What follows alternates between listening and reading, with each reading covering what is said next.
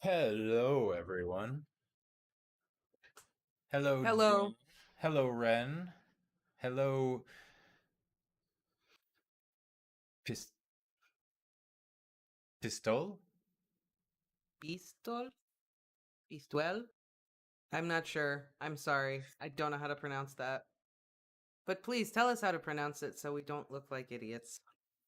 Either way, hello, everyone, and welcome. There we go. Hope Hello, everyone's having a Patrick. Pistol. pistol. Okay. Okay. Thank you. Hello. Hello, Glenn. Patrick. I don't remember if I said hello to you. I said hello to Okay. Patrick. Oh, how's everyone been? Ready for some all the young dudes? Since we didn't get to it last time, we're gonna Do a little kind of, extra. yeah.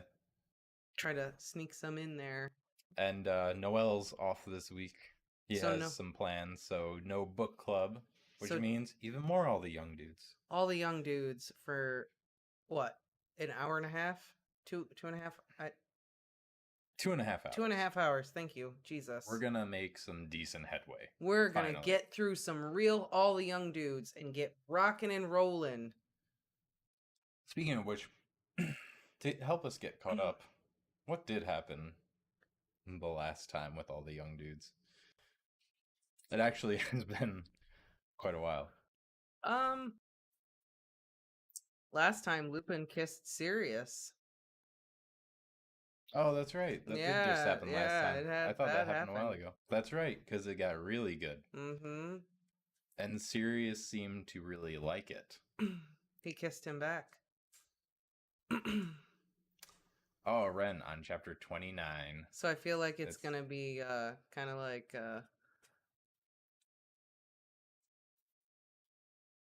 that Meatloaf song. Go on. I'm trying to think of the name of it. Paradise by the Dashboard Light.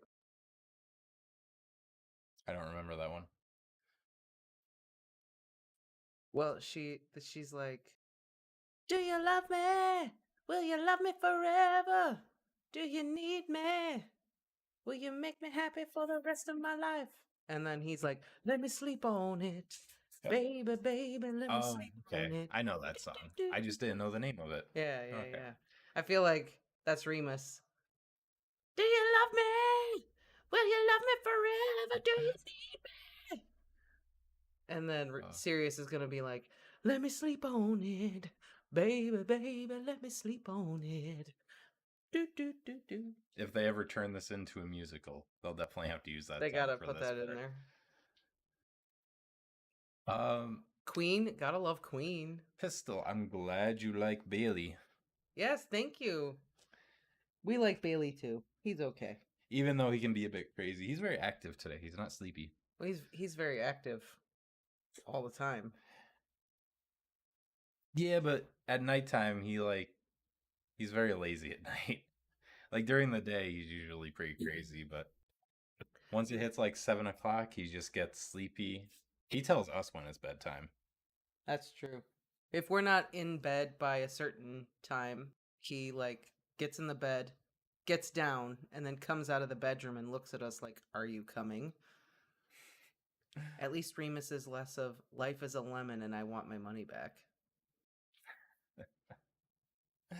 That's true. Or what's that meme? Life is a lemon. I have too many lemons. I can't.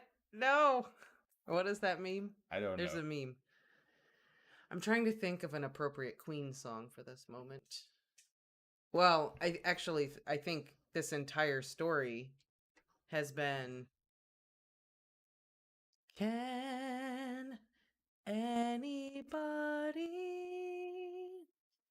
find me somebody to love? I agree. 100%. I love Meatloaf too, Dan. Meatloaf is one of my favorites. I am very sad about it. I'm still sad about it. And I've noticed that Meatloaf has been playing more on the radio, and it's bitter. It hurts. It's bittersweet because I want to sing, but then I'm like, oh, he's dead.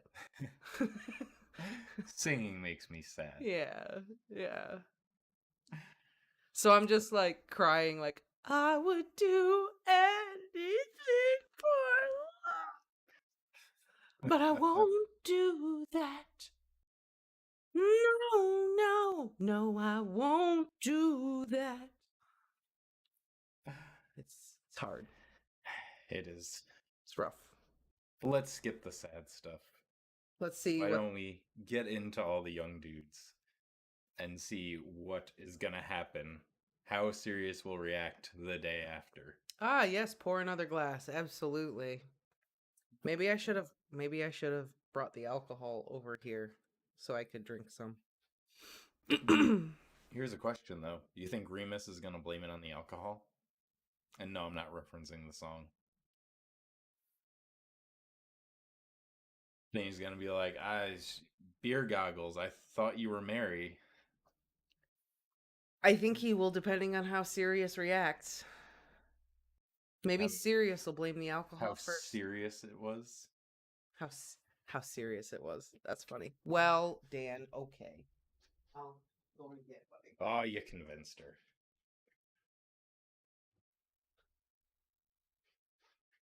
Twist my arm. Alright. I'll just set my stuff here. And I'll just take some sips as we go. Okay. Alright. Ready? Are we ready, everyone? I'm ready. Alright. Thursday, 11th of March, 1976. Get it out now. Yep. Hello, Grant. Watcher Remus. How are you? How am I? How are you, you silly twat? You're the one having a made-up conversation with me. Yeah, sorry about that. It's okay, I'm not busy. I'm not even real. You are real. I just can't talk to you in real life. I don't even know where you are. Nothing I can do about that. What's up? I kissed Sirius. Bloody hell. What should I do? How do I know? Didn't I tell you not to? Yeah, but he kissed me back. For a minute, at least. Sure you're not just imagining that? Yeah. Remus gave up at that point. He'd been lying awake in bed since at least 5 o'clock in the morning, alternately panicking and soaring with joy. He had to be mad, mental, crazy, bonkers, lost it. He thought that talking to someone else might help, but who could you talk to that early in the morning? Especially when it concerned a secret which could very well get you expelled for all Remus knew. Unable to find a solution by talking to an imaginary person, or at least an imagined version of a real person, he returned to his previous, somewhat less constructive diversion, trying to relive the 3 minutes on the staircase with Sirius that night, without reliving the part where they both ran away from each other. Did he regret it? It was too soon to tell. On the other hand, Remus might well have just ruined the best friendship he'd ever had, or ever would have. On the other hand, it had been a bloody good snog. In Remus's limited experience, he thought it probably made sense that just because you really madly fancied someone, it didn't mean that when you finally kissed them, it would be as good as you had imagined. And Remus knew he had a very vivid imagination sometimes. But Sirius was Sirius. It had been anything but disappointing. It had been perfect, in fact. As long as you pretended that last part hadn't happened. Stifling a groan, he scolded himself and tried to think rationally. Approach it like an essay, he thought. Lay out all the facts, then make your argument. So, the facts. A. Remus Lupin had kissed Sirius Black full on the lips. B. Sirius Black had not immediately thrown a punch. C. Sirius Black had actually kissed Remus Lupin back, despite what the imaginary Grant had to say. D. Sirius Black had also kissed Mary McDonald immediately afterwards and with considerable vigor. E. Sirius Black had not come to bed at all. Bollocks. Shitting, buggering bollocks. Remus climbed out of bed. It was no good lying there tossing and turning. He had to get out of the tower. Sirius's bed lay empty to his left. If he wasn't in it, then he was most likely in the common room. To be safe, Remus took James's cloak. He was good at being quiet and moving without a sound, but he needn't have worried. Sirius was dead to the world. He lay on the couch, head flung back, the perfect line of his jaw exposed. Mary was curled against his chest, a patchwork quilt thrown over the two of them. Remus hurried past, wanting to get away as fast as possible. The prefect's bathroom was one of the weirdest parts of the castle. Remus had thought the older students were teasing him when they gave out the password in the train back in September. He went once, and once only, in first term, but he couldn't get past the thought of actually removing all his clothes in such a big open room. What if someone came in? However, on this particular morning, it was the only place he was sure he would not be found. Even if the Marauders decided to use the map, they couldn't come and find him without the password. He reached the 4th floor and whispered, "Squeaky clean," at the entrance before slipping in. No one was in there. It was much too early. He'd often wondered whether there was some kind of mechanism in place to stop anyone from getting in while you were in the bath. He had so far seen no evidence of this and decided to play it safe. Stripping down to his boxers and vest, Remus ran the water and pumped a lot of bubbles into the Olympic swimming pool-sized bathtub before sliding in, still in his underthings. The bathroom was one of the most beautiful rooms in the castle, Remus acknowledged. Everything was clean white marble and glimmering golden taps. The stained glass windows depicted a series of gorgeous, shimmering sea creatures. A lovely tangerine smell was rising from the great white drifts of foam, and Remus finally began to relax. He'd never learned how to swim. The St. Edmund's boys were offered lessons down at the local swimming baths for free, but Matron wouldn't let him go. He hadn't minded. He didn't want the other boys to see his scars. But now he was older, he thought he'd like to learn. Sirius had once talked about family holidays in the south of France, where the sea was warm enough to bathe in. Remus couldn't imagine that. The only sea he'd ever seen was at Southend, and once Margate. It was bloody freezing, a dirt grey-green colour, not the crystal azure Sirius had described. Still, Remus could float. He lay on his back and stared up at the chambered ceiling. "Having fun?" "Not really." "So, if he kissed you back, then ran off and kissed Mary, what does that leave things?" "I don't know, do I? That's what you're supposed to help me figure out." All right, calm your tits." "You don't say that. Sirius says that." "Look, I'm doing my best. I told you, I'm not even real."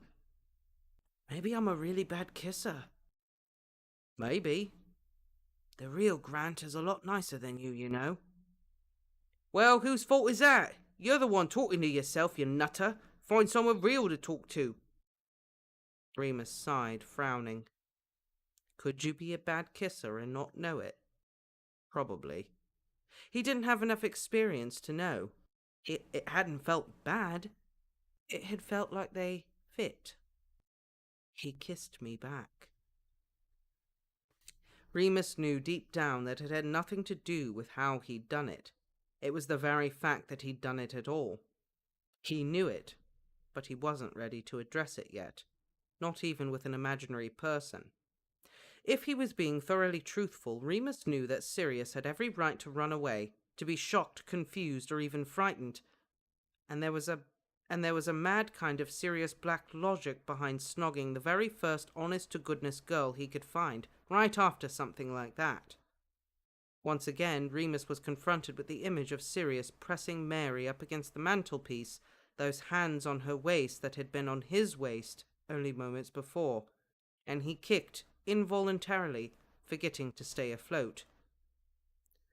Spluttering and choking as he went under, Remus scrambled back to the surface and came up coughing, orange-hued foam going everywhere. "Remus, is that you?" A girl's voice called across the bathroom floor. He struggled to wipe his hair out of his face, blinking, and just made out the blurry outline of Lily Evans in a pink quilted dressing gown. He rubbed his eyes hard, his feet finding the floor, and choked out, "All right, Lily." "Christ, are you okay? Thought I'd have to dive in and save you there." "Lost my balance." "I can't believe you beat me to a bath. I thought I'd be the first up. Got a filthy headache."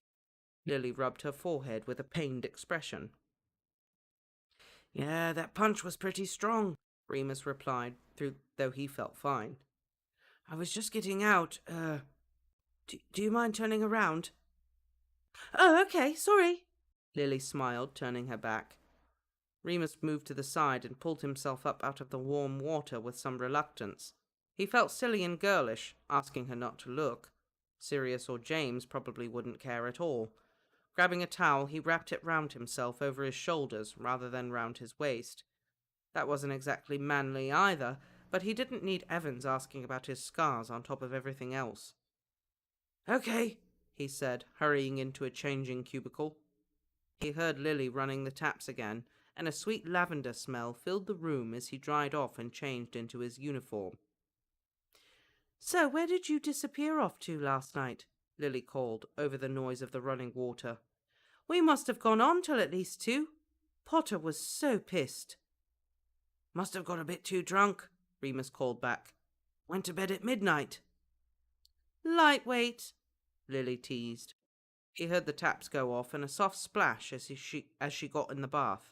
"Still," she carried on, "at least Sirius and Mary made up, eh?" "Yeah, that was lucky," he replied, evenly exiting his stall. Lily was bobbing about at the far end of the pool, her red hair piled up on top of her head, surrounded by a sea of purple foam. She smiled at him. "Library," he said, feeling awkward and clammy, fully dressed in the warm, steamy bathroom. "Of course," she laughed. "Where else? Oh, did you see that notice in the common room?" "No." He shook his head. He'd not looked at anything but Sirius in the common room. "Career meetings with McGonagall have been posted. Mid-April." "Oh, good." Remus felt his limbs grow heavy. "Thanks." It was a relief to be out of the hot bathroom, and rather than the library, Remus decided to go outside for a bit. To the greenhouses and back, maybe. There were sometimes a few Hufflepuffs hanging round there dealing pot, and even though it was a school day and he hadn't had breakfast yet, it seemed like a very good idea. "This is all your fault, you know." "How's that?" "If you hadn't snogged me last summer, I'd still be..." "Oblivious? Confused?" "Normal." "That's a bloody lie and you know it. Wanting to get your end away is the only normal thing about you." "Fair enough." "You're glad I snogged you. You bloody loved it." "Yeah." "You're only annoyed because Sirius didn't react the way you wanted." "Yeah." "Question is, why the bloody hell would you expect Sirius to act anything like you?" Why indeed? This was the first bit of useful advice Imaginary Grant had dredged up, and Remus clung to it. Sirius needed to do whatever it was Sirius needed to do. It wasn't for Remus to decide. He congratulated himself on being very mature about this whole thing. After all, he thought, at least it's done now. At least you know what it's like. Could you survive forever, he wondered, on one kiss? Fortunately, there were indeed 3 Hufflepuffs sitting on the grass behind the greenhouses, 2 girls and a boy. They smiled at him in that friendly, stupid way that told him they'd started early, and in slow, gentle tones congratulated him on the excellent party. He sat with them until he couldn't ignore his hunger pangs any more, and staggered back to the castle dizzily for breakfast. "There he is!" James boomed as Remus took his place at the table. Peter, who had his head in his hands and looked a bit green around the gills, groaned. "Not so bloody loud, Prongs. I'm begging you." "Oh, eat your eggs. You'll feel better." James grinned. Remus piled up his own plate with 2 fried eggs, 2 sausages, a pile of baked beans, 3 slices of toast, 2 slices of fried tomato, and 3 rashers of bacon. He felt very calm and comfortable now. He could tell himself it had been the bath, but obviously not. I can't tell if you're hungover or if it's just that incredible metabolism of yours. Marlene grimaced at his plate. Bit of both, Remus shrugged, tucking in. And something else. James wagged his finger. Been down at the greenhouses already, Mooney? Is this how you want to enter your 17th year? Woof, Remus said, mouth full. Sirius was there, of course, but he hadn't said anything yet. He was propping his head up sleepily on one elbow, nursing a large mug of milky tea. Remus stared at him intently, willing him to look up, but he didn't. Mary was nowhere to be seen. McDonald's being a wimp, Marlene explained. Pulling a sickie, even though everyone saw her down an entire bottle of witch's brew by herself. She did, Remus said. Wow, impressive. She really deserves a lion then. He meant it sincerely. We're all feeling rough, though, Mary said. Evans was chucking up for at least an hour before bed. Is she okay? James asked, scandalized. Yeah, I saw her this morning in the prefect's bathroom, Remus said, swallowing his mouthful. She's okay. In the bathroom, eh? James said, with an eyebrow raised. You've got to stop your philandering ways, Remus. Give the rest of us a chance. Oh, yeah, that's me, Remus snorted. The Casanova of Gryffindor Tower. He'd only said it to make James laugh, but Sirius's head finally snapped up, his eyes resting on Remus. There was a tiny, almost imperceptible frown knitting his brow. He looked at Remus as if he was an incantation he hadn't yet worked out to pronounce. Remus looked back steadily, allowing this scrutiny. He would allow Sirius anything. Another moment and it was over. Sirius looked away, saying nothing. I knew it was going to be awkward the next day. Knew it. Also, I think a couple people dropped in. Hello, Sarah, and hello, Mike. Welcome. Remus got the munchies. Yeah, yes, he did. Remus got the munchies. Hufflepuff puff pass. You know the Hufflepuffs be smoking all day and be going into the kitchens all the time. Well, we know where the puff comes from in their name. Hufflepuff puff pass, son. Yeah, you know. Come on, the head of their house runs the greenhouses. You know the Hufflepuffs got the good electric lettuce. Oh, yeah. It's all the Hufflepuffs. All them. That magic weed. Oh, man, I forgot to show you. I gotta show you this. Katie sent me a picture. Mm-hmm.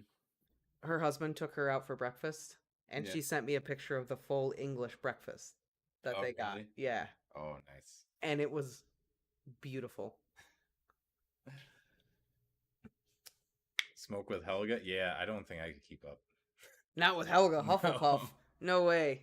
Maybe when I was in college I could keep up, but not now. No way, Jose. So, couple things. Is it canon that the prefect's bathroom is co-ed?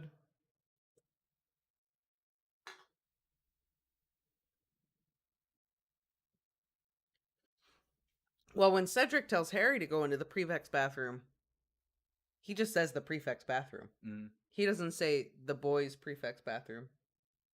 That's true. I mean, I guess he would assume that Harry would go in the boys. But, I don't know. Just, like, I mean, the prefects must be having a great time. But, from, like, a headmaster teacher perspective, like, co-ed bathroom, just one bath in the middle. A really big one with all these taps. Like a really big one with all these taps. Yeah. Yeah, I don't know. You know. It's like, okay then. It was definitely co-ed. Mike says it was definitely co-ed. So, I mean, technically it was Moaning Myrtle was in there. Moaning Myrtle was in there, but Moaning Myrtle can go where she wants. The boys' bathroom having a mermaid stained glass. Yeah, that's true. Yeah. I don't know. That was just one thing I wasn't sure of. Like, is that canon? Seems. I think it's never specified boys versus girls bathroom, so you can kind of do what you want with it. Gotcha. Of course, by the time they become prefects, it's the time when you need to worry about that stuff. So, yeah, that's what I mean. I mean, prefect's perspective, awesome. But again, from a teacher's perspective, like I said, maybe they send Moaning Myrtle in there every now and then just to keep it, who sends Moaning awkward. Myrtle in there? Who has authority over Moaning Myrtle? Maybe Dumbledore, like, put it in her head, like, go into the prefect's bathroom, something. I don't know. Just saying, that's one way to buzzkill the situation. Moaning Myrtle showing up is the surefire way to buzzkill any romantic setting. Or maybe that's just a rumor Dumbledore started, like, Moaning Myrtle likes to sneak into the... Mike says, I imagine that's where Ron and Hermione got it on in 5th and 6th year. Oh, yeah, probably. My parents have a painting on the wall of naked women, a wine bottle label enlarged. My 5-year-old nephew stares at it. I bet he does. I mean, what 5-year-old wouldn't? I don't think that's where Ron and Hermione first got it on, but I think that's maybe where Ron and Hermione had some awkward moments, or, maybe Ron brought lavender in there, and then Hermione walked in and was like, ah! I don't. Well, I mean, with a password like squeaky clean for a bathroom. Do you remember what the password was in book 4? But squeaky, that's the equivalent of password 123. I know it is. Not a bathroom. Come on. Yeah. That's what I mean. I bet Ron brought lavender in there, and Hermione caught him. Yeah, probably. Which is why she sent the birds. More ammunition. Well, no. She had her own reasons for that already. I don't think we need to add on the possibility that she caught them. Pine Fresh was the password. Ah, Pine Fresh. Wait, was that what scented Remus I know. use? Was it Pine Tangerine. Fresh? Oh, tangerine. Okay. And then Lily used lavender. Yes. I wonder if Ron used lavender. Sarah says that she has been traumatized by one of our videos. Oh my God, what has happened? You talked about Rule 34 and Hermione. I apologize, but... And Dementors. Oh God. I forgot about that. Man, I used to go on Rule 34 all the time. Oh, I never went on there. I went on Rule 34 all the time and looked up the most random shit all the time. And I got a chuckle of some things. And I also was horrified a lot. But I did laugh. 34 and Myrtle. Oh, dear God. I imagine there's a lot of Basilisk Tom Riddle things that are going on with Myrtle on Rule 34. Yeah, probably. Mm-hmm. Or her and Headless Nick. No, the Bloody Baron. Or maybe some lesbian stuff with, like, her and the Grey Lady. Yeah. Definitely her and Harry, too. Oh, definitely. Probably her and Draco. That too. Rule 34 is... Myrtle and the Squid? Probably. Oh, God. I mean, that is Rule 34, though. If you can imagine it. It's out there somewhere. Yep. I frequented Rule 34 quite a bit. Nope, never did. Just for entertainment purposes. And I've seen enough because people would send me it. Because people would be like you and go on there, and then they're like, I can't be the only one traumatized. So I'm going to send it to someone. Well, some of it, though,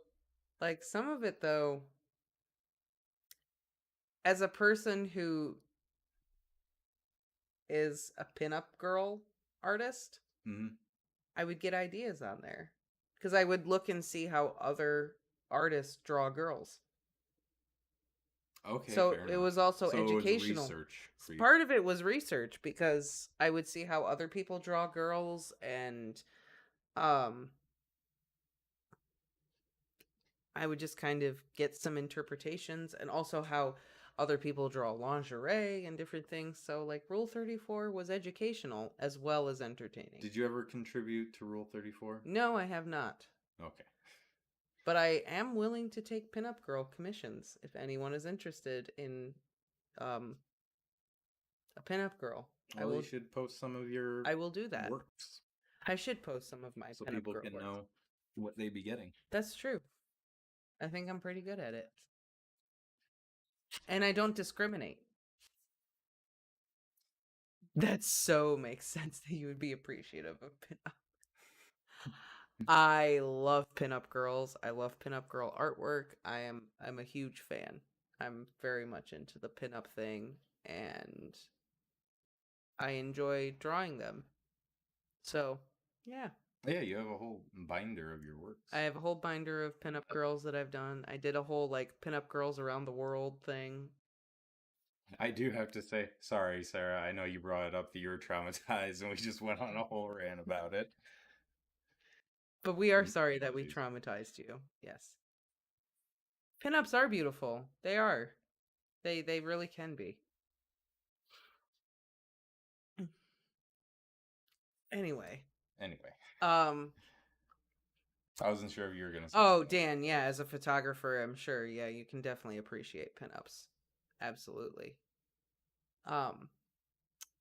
The one thing that I really did enjoy about this chapter is actually all the little imaginary conversations that Remus is having with Grant. Those were fun. Oh yeah, those are great. Those were great. And him, I think his reaction to what happened has been very real and plausible. Like, I just kissed my best friend. He's a dude. And he's trying to assuage his fears and make himself feel better, but there's literally no one he can talk to about it. And no one that he can perceive that he can talk to about it, because it is the 70s and homosexuality is so... Yeah. There's probably taboo. Plenty of people there that he could talk to, but no one's coming out. Everyone's in the same boat as Remus, where they're just like, I can't. Yeah. Everyone think me weird. Or deviant, or bad, or whatever. Oh yeah, Jackson in the Box. Jackson in the Box. He's a Jackson in the Box. We have a lot of boxes in here today, but we just got a new bookshelf, so this in future videos will be hopefully more appealing. It won't just be a blank background. We'll dress it up a little bit.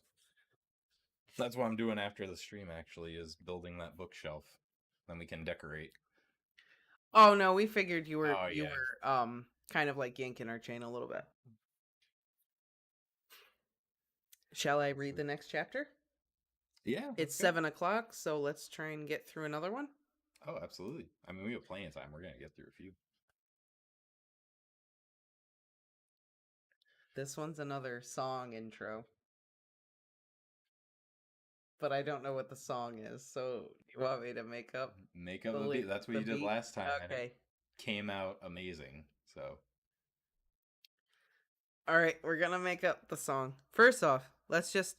Chapter 88, 5th year, Stalemate. Content warning for drug use. Weed. Didn't they just do that in the last chapter? Yeah, There was no I have a feeling Remus is gonna get and the stoned. chapter before that, there was a party? Yeah. There was no warning? She just... whatever. There's gonna be a little Hufflepuff in this, so... In case anyone... Alright. So I messed up. I want you here. In my room. I want you here. Now we're gonna be face to face. And I'll lay right down in my favorite place. And now I wanna be your dog. Now I wanna be your dog.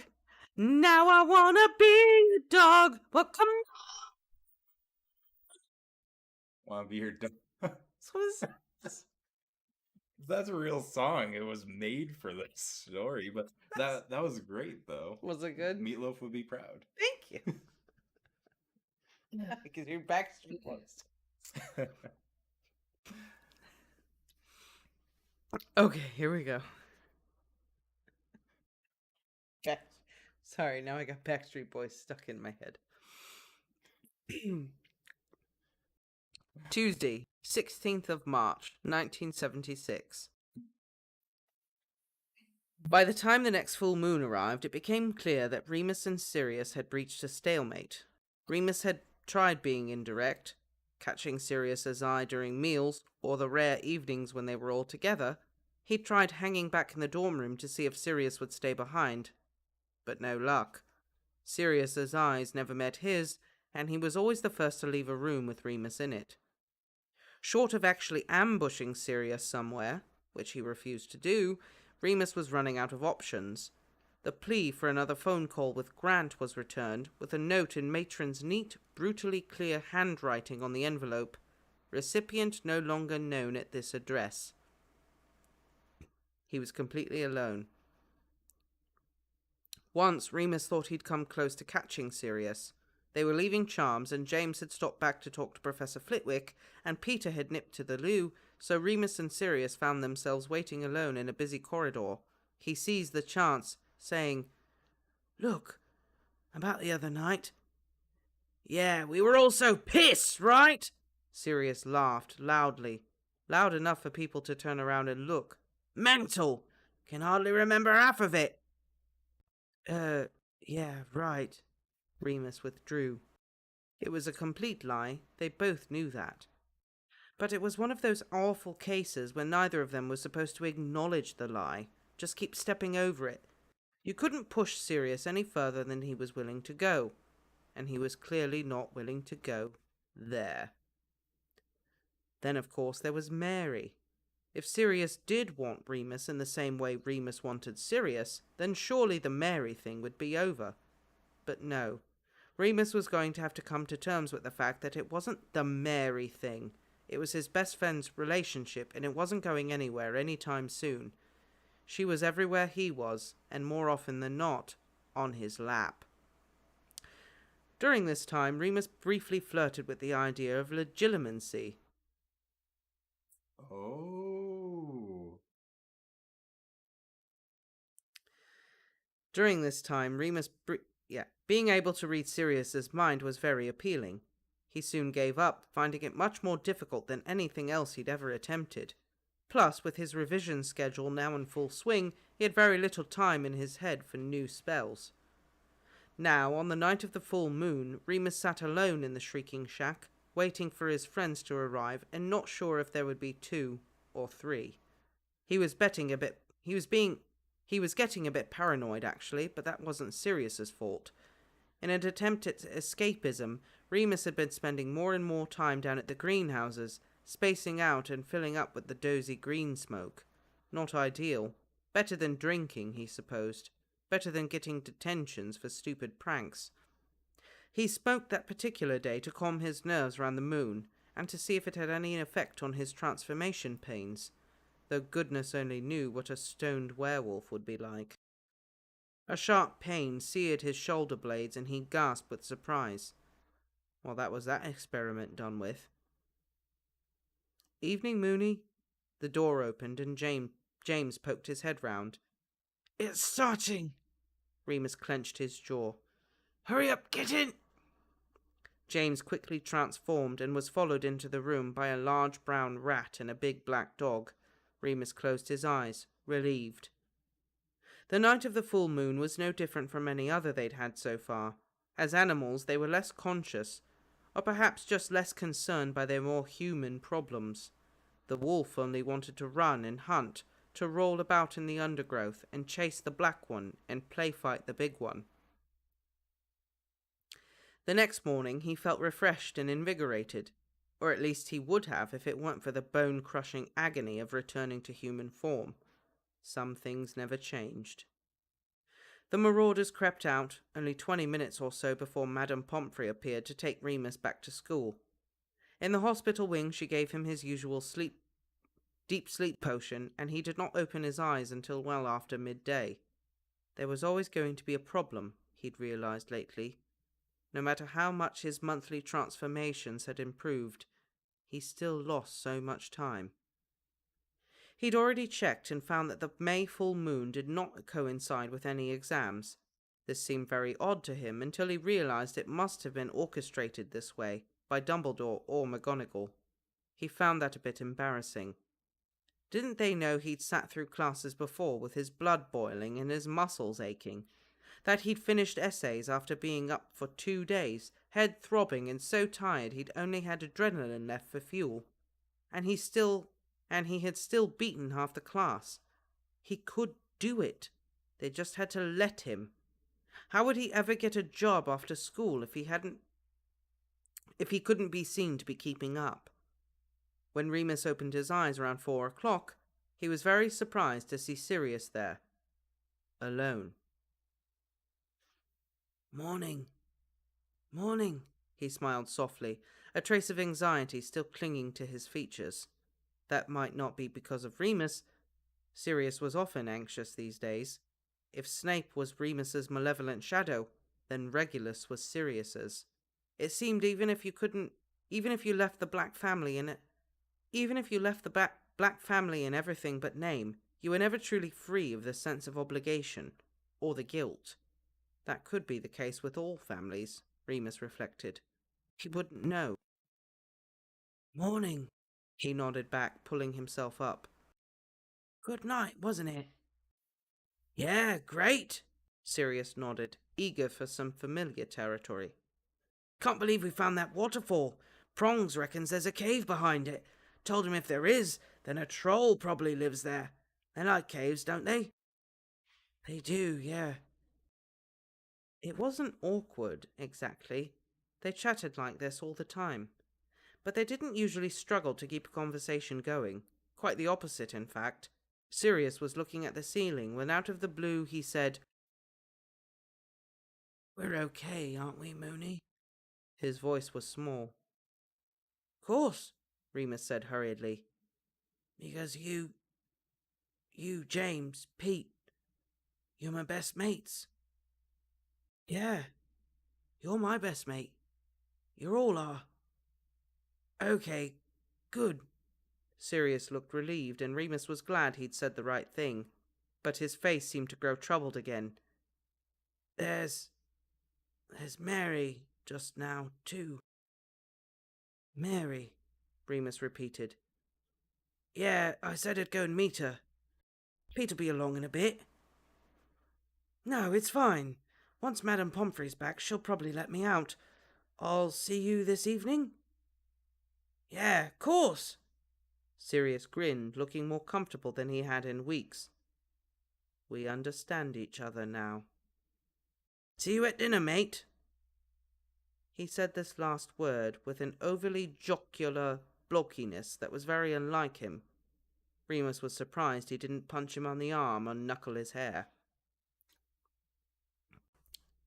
Wednesday, 14th of April, 1976. The next month passed in a blur of quills, books and parchment. Remus couldn't be sure whether or not he and Sirius were still at odds, because he simply didn't have the time to worry about it. When they did see each other, in the lessons, in the corridors, or yawning good night to each other before bed, everything seemed perfectly fine. Remus's study group had doubled in size until he had to break them up by different subjects for each day of the week. The sessions mostly took the form of running through past written papers from previous years, sharing their answers, pointing out key extracts from the various textbooks. Remus felt that he was learning just as much as he was teaching, and he was really enjoying it. "How come you're not in Ravenclaw?" Christopher asked one day as he helped Remus tidy up the disused classroom where they'd been practicing levitation. It was a mess. "My dad was, actually," Remus smiled softly. That didn't hurt as much as it used to. There were other things more important. And the hat did mention it at my sorting, but not meant to be. Seems like you would have been better off in there, Christopher said, repairing a shattered inkwell and cleaning up the black puddle beneath. Maybe, Remus shrugged. If you'd known me then, you wouldn't think so. They finished the job and Remus glanced back at the clock. Shit, I've got to go. Sorry, Chris. Will you be okay getting back to the tower? Getting back to the tower. Pure blood privilege, Christopher said, making a face. I don't get bothered. Where are you going? It's private. Sorry. Thanks for the help. He had to run, in the end, to get to the hospital wing in time. Madame Pomfrey scolded him lightly. No physical exercise on full moons, she said, fastening her cloak. You'll get yourself agitated, and we've had such a good year. I'll be fine. He waved a hand a little too casually. Maybe he ought to get Prongs to scratch him up a bit so that she didn't get suspicious. No way Prongs would do it, though. They began to walk out onto the grounds together, a journey so familiar now they could do it in their sleep. I could do this bit on my own now, he said conversationally. I know how it all works well enough. You only need to get me in the mornings then. Sorry, dear, she shook her head. Dumbledore's orders. I'm to make sure you're safely off the grounds on time. Oh, of course. He tried not to sound ungrateful. Of course, that was a concern, that he might forget or run late. Then what? It might be much worse than this, he thought, once he turned 17 and had to register with the ministry. Inside the shack, Madame Pomfrey shrieked. What's wrong? Remus withdrew his wand. Oh, nothing. Ah. She clutched her chest. I saw a rat. Horrible things. Sorry, dear. I wish we could find a nicer place for you. I know the half of it. How horrible the rat is. Not even close. When the door closed, he spun round. Pete, was that you? Sorry, Mooney. Peter's voice came from upstairs. I was supposed to be keeping guard. He came down the staircase, followed by James and Sirius, who were yawning and looked as though they'd just woken up. What are you two doing here? Remus asked, surprised. What about the match? We've been sleeping since the final bell, James explained. Then we'll get another hour or two's kip in the morning, and lunchtime if we can swing it. You're mental, Remus shook his head. Both of you. He looked at Sirius to check if they were still playing the eye contact game. Anything for our Mooney, Sirius said, holding his gaze for a good few seconds before dropping it, looking away and rubbing his arm. That satisfied Remus, though he knew he ought to feel guilty. He didn't know why he took so much pleasure in watching Sirius squirm. We're early, Peter said, sitting on Remus's little cot. Aren't we, Remus? Yeah, I think so. He stretched a bit to get a feel for his various aches and twinges. Yeah, I'm a way off. Oh, good. Can I go back to sleep? Sirius yawned. He and James had settled themselves on the floor, and Sirius was resting his head on James's shoulder. Fuck you, James, Remus thought, before stopping himself. He leaned against the wall self-consciously. Oi, when's your appointment with McGonagall? James asked, shrugging his shoulder to shake Sirius off. First thing next Friday, I think. Why? What are you going to say? Say? About careers, idiot. Oh, right. Sirius stifled another yawn, his eyes watering with tiredness. Oh, I don't know. Don't really fancy the idea of a job much. Father wanted me to go into politics, so I suppose... not that. Mum says it's a bad time to join the ministry, Peter said thoughtfully. But Desi reckons it's the best time. When the war's over, we'll be on the ground floor to rebuild. Well, that's one way of looking at it. Sirius raised an eyebrow. He nudged James. Go on, then. Tell us what your plans are. Potter looked at him innocently. Oh, come on, Potter. Don't tell me you haven't got it all laid out in front of you. Puddlemere, Holyhead, the cannons. Who's shown the interest?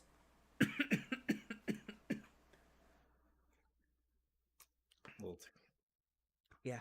Who's shown the most interest so far? Actually, James raised his head in a very dignified way.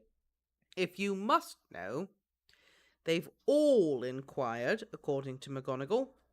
But I'm turning them down for now. Anyway. Oh yeah? Gonna have a gap year and live off your sleek, easy millions? No, you git. I'm going to fight. There was a weird sort of pause. Sirius looked deeply troubled. Remus broke it. You what, mate? Well, James looked uncharacteristically nervous about this. The war won't end unless people fight it. Mum and Dad are working so hard and, well, I couldn't be any kind of son if I didn't help, would I? Dumbledore needs as many people as he can get.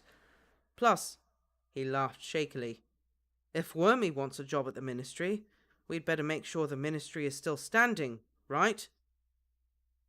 So, when you speak to McGonagall, you'll say that Quidditch can wait?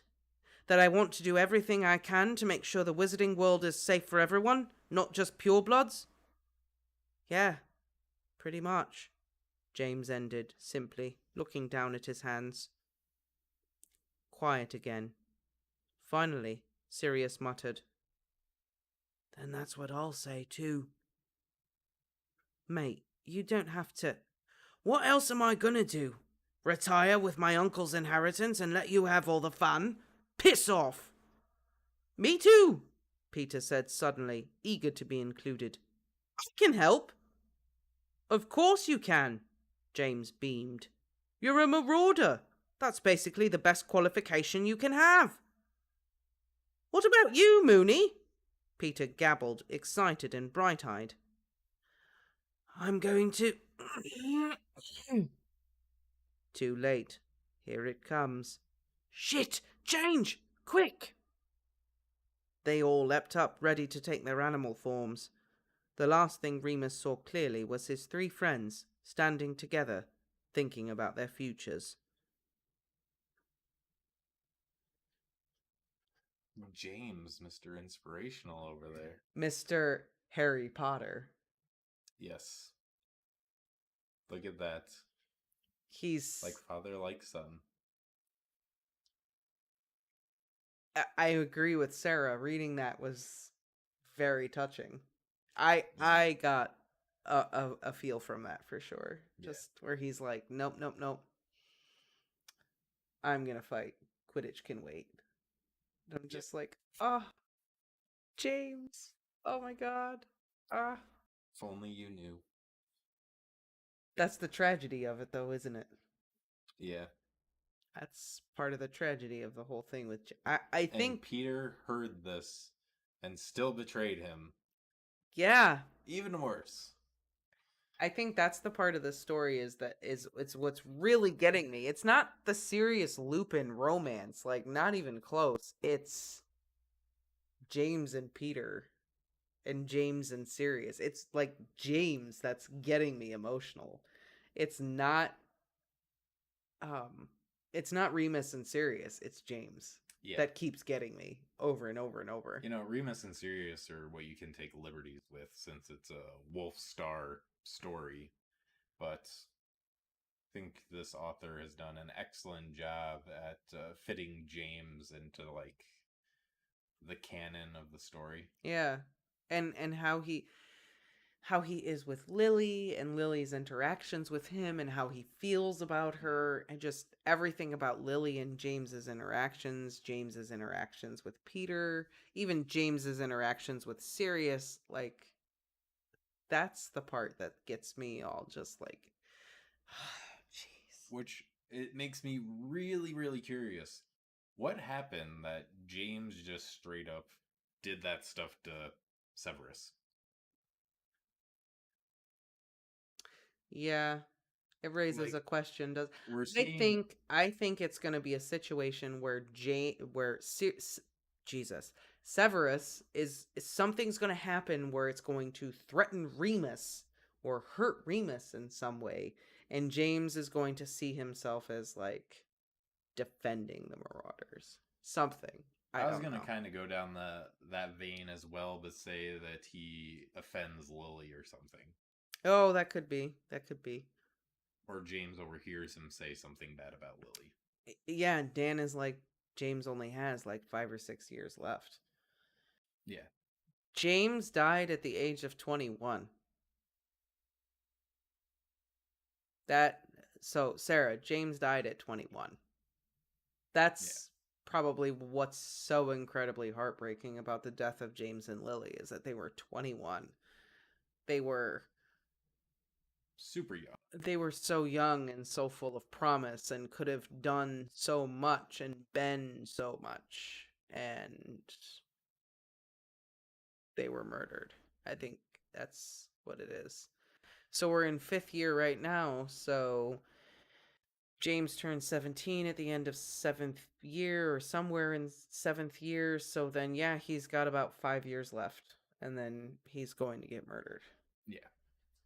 That's it. To get off topic and to answer your question, Krissa, there's not a playlist for it per se, but we've been reading it at the beginning of all of our live streams. So if you go back through our live streams, You can at the listen to the beginning, story. I Yeah. am going to go through and take out the young dudes from all those and make a separate playlist for it, because recently, like, we've been getting a lot of attention for all the young dudes, so I'm gonna We might separate want to that. just So separate the audio. in the near future, there will be a playlist of just that. But if you want to start diving into it now, you can just go back to our live streams. And I have to use the loo. I'm sorry. Okay. Real quick. Well, while we do that, I could tell you what number live stream it is where we started all the young dudes, actually. Might make it easier for you to go back. Find chapter 1. Because when we started doing this, we didn't really expect all the young dudes to be as good as it is. So we thought it was just going to be like, one or two readings of it and we'll be done with it because it'll be boring. But no, it turned out to be pretty awesome.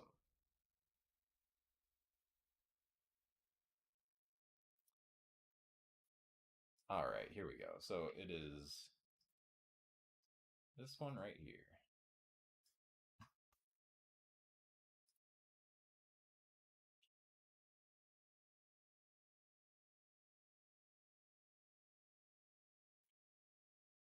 There you go. I just posted it. That should be the first chapter of all the young dudes. And then, yeah, I'm gonna go through and I'll pull them all out. So probably next week after, we'll have a playlist for all the young dudes.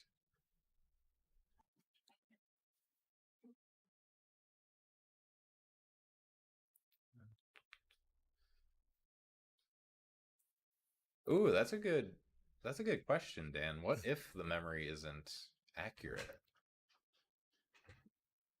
If his memory of Levi Corpus wasn't accurate?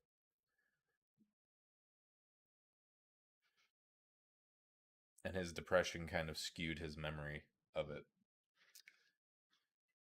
Although I don't know what could have happened that his mind would have turned it into Something that it wasn't. what it is, you know?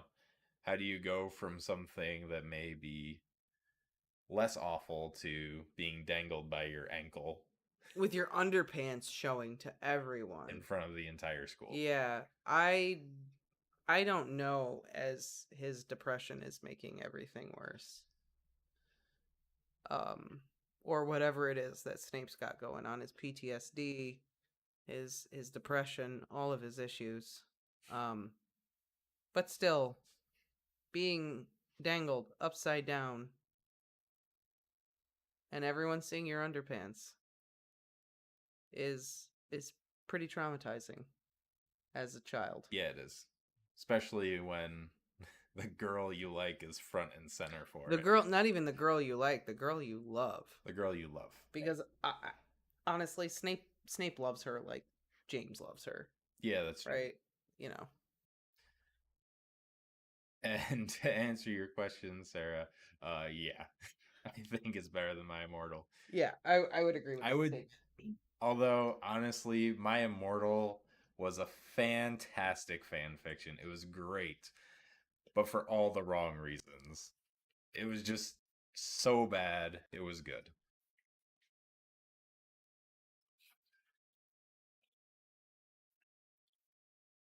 No, I think the incident really happened. Because he calls Lily a mudblood. And that's the thing that makes it the worst memory. The thing that makes Snape's worst memory his worst memory isn't the fact that he gets dangled by his underpants, blah blah blah, with the Marauders. The thing that makes Snape's memory the worst memory is the fact that he calls Lily a mudblood and loses her forever. That's why it's his worst memory. But when you read book 5 and you see the memory for the first time, you go, "Oh, I get it. He was bullied and traumatized. It's terrible." But then when you read The Prince's Tale in book 7, you realize, oh my god, it wasn't the Marauders. It wasn't the humiliation. It was the fact that he called Lily a mudblood and he lost her. And he knew that he lost her. That is his worst memory. And so I don't think it's the trauma of the Levi Corpus or any of whatever else. It's not that moment. It's the moment that he loses Lily. That's the trauma. Yeah, and also, doesn't he speak to Sirius or Lupin about it? No. No. Okay. No. I know he talks to them. I think it was Sirius about his dad. I can't remember if they mention that incident because it's after he sees the memory that he like has to talk to Sirius about it. Harry. Yeah. No, yeah, Harry talks to Sirius and Lupin about it. Yeah. And Sirius and Lupin are just like, we were young, we were idiots. Mm-hmm. You know, and they say James matured a lot after this. You know, he really grew up. By the time he started dating your mom, he wasn't like this anymore. Yeah. Yeah. Which I guess that's a flaw in this story because it seems like by Sirius and Lupin's logic, James should have been kind of a-hole like this entire story, but he's been like that calm, cool dude, level-headed. But that's how they see him. So I think that makes Lupin kind of like a flawed narrator. Maybe. An unreliable narrator. I mean, yeah. I guess you could use that defense. That's kind of, I don't know. That's kind of a scapegoat defense, but yeah. A little bit. I'm just trying to think of what else it could be because no, they don't seem like they're really that terrible. But there are no descriptions of any more of the things they're doing to the Slytherins or what's going on. Really, it's all it's so focused on Remus's issues with Lupin that we don't know what James is doing 90% of the time. We're not getting that information. That's true. And we haven't gotten a lot of pranks. We got like a lot of pranks in the beginning and slowly tapered off. We're getting into the romance area now. Still. They're the Marauders. Come on. Come on. I know. I would agree with that. Harry was afraid that there was some coercion, like maybe James used a love potion or something. He was Yeah. just, well, because he just saw his dad do this really terrible thing, and he's like, why would my mom ever marry her? Because he can't talk to his parents to ask these questions. Yeah. So he needs to know, like, especially in um oh my god, ring theory. Here we go. Ring theory? So All right. in book 3,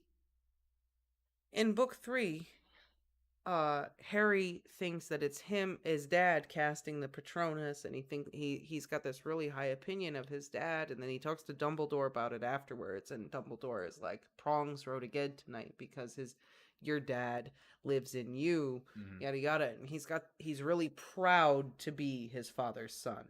Yeah. And then you get to book 5, and he sees this memory, and he's like, wow, my dad was actually a dirtbag, and he doubts his father, and he doubts who his father was and how much of a good person he really was, and how did he end up with my mom? What the hell is going on? What was my mom thinking? Right, and he doesn't understand, and then he talks to, Sirius and Lupin, and they're like, oh yeah, well, he was young, he was stupid. When you're young and stupid, you do stupid things, you make dumb mistakes, you do stupid things. And as he got older, he grew out of it, and Lily saw that. Yeah, strutting about the castle. Yeah. And I think it's interesting because you have the parallel of Harry ends the book, going through the whole book being super proud to be James's son, and then in book 5 he struggles with the idea of being James's son. And he has to reconcile who his dad was and the flaws that his dad had. Coming to terms with the fact that his dad was not perfect. Right, his dad was a human. And that his dad was a kid and made mistakes, just like Harry is a kid and he makes mistakes, and his dad grew out of it, and that at the end of the day his dad was still a good person overall.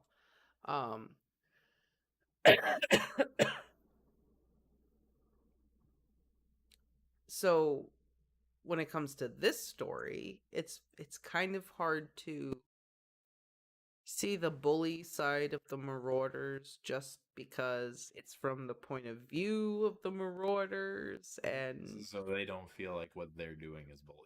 Right, like what they did to Snape with the rain. Yeah. They didn't think it was bad. They didn't think it was bullying or anything else, but if you look at it from another perspective, maybe it would look like bullying to other people. That's true. Maybe someone kept using that spell on Hagrid, and that's why Hagrid always carries around a pink umbrella now. Maybe that's why he put his wand in an umbrella. Maybe it was Tom Riddle.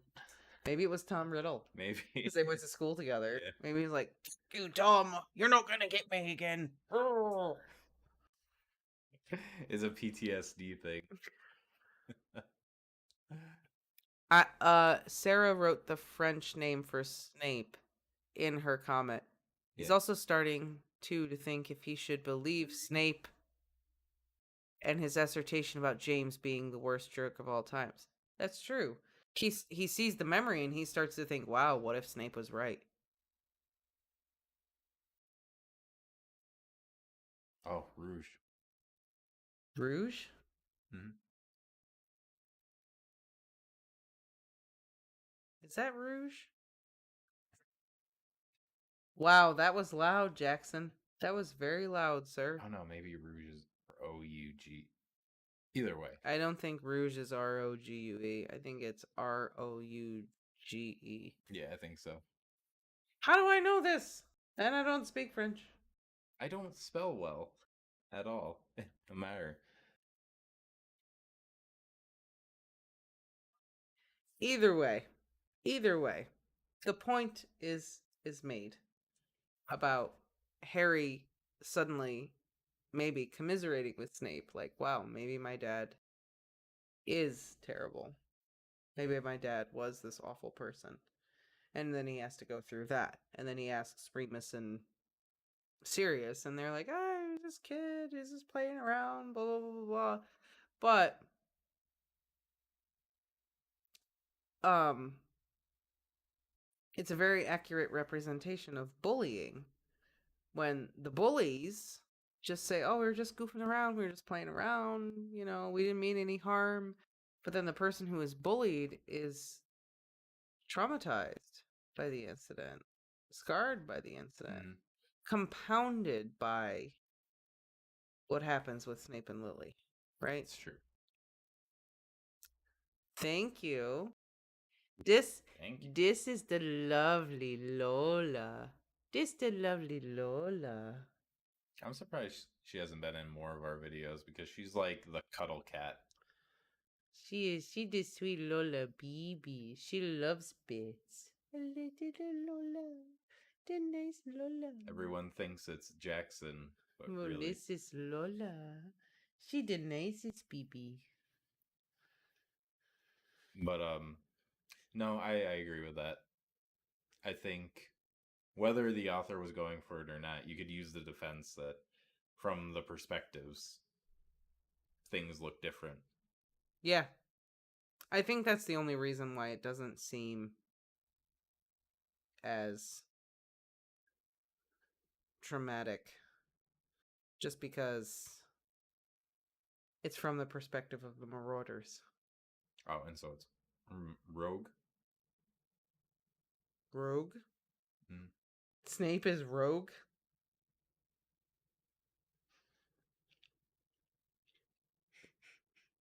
Because Sarah said it was the same sound.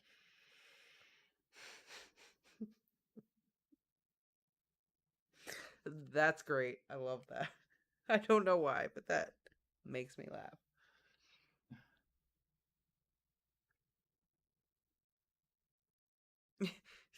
Dan's like, wait, what? Hang on. I saw a meme somewhere that wand is baguette in French. Really? Yes! And that Voldemort's name is Elvis. Oh, that's great. I want. He's just Harry beating Elvis with a baguette. Yeah, it's a thing. Hang on. That's I gotta great. look it up. I gotta look it up now. Yes, it is. Yeah. Yeah. We don't at this point. It's too late for me to get through another chapter. We're going till 9. No, we're going till 8. Because we started at 6:30. Yeah, so I thought we were gonna still go to the same amount of time. Because we were doing 2.5 hours. Oh my god, I don't know if I can make it. Are you kidding me? Jesus. I mean, that's up to you. I'm just saying what we had planned on. I thought we were going until 8 because we started at 6:30. No. And I said, yeah, okay, we'll do 6:30 to 8. 7 to 9. So No. we're going to do extra time. No, you confirmed with me. 6:30 to 8. You were like, yep, sounds good. Well, if I did, I'm sorry. Yeah, that was what you said to me.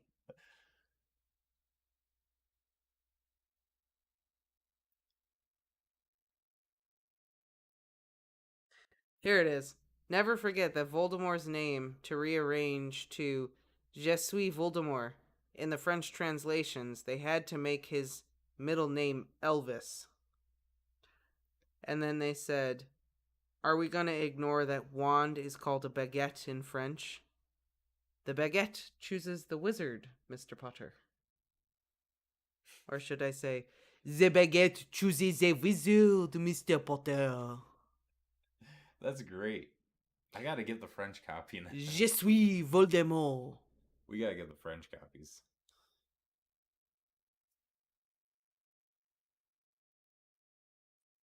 I don't know. I'm just telling you the information I was given about this stream, and I was told 6:30 to 8, and apparently I was lied to. That's all I'm saying. I originally thought we had it cleared up. No. No. No. Okay, jeez. You did not. You told me certain things. Well, we'd still be doing a shorter stream than normal, though, if we only go to 8.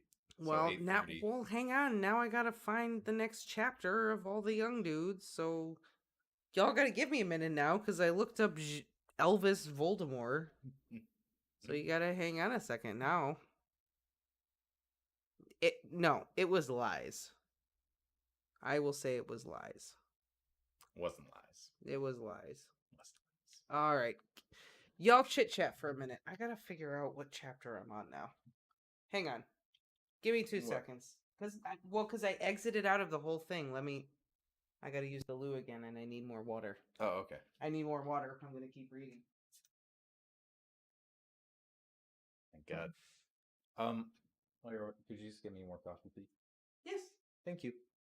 By the way, to everyone watching the stream, I just want to affirm, I love you. She has to say that. We're on camera. There's documented footage. Whatever.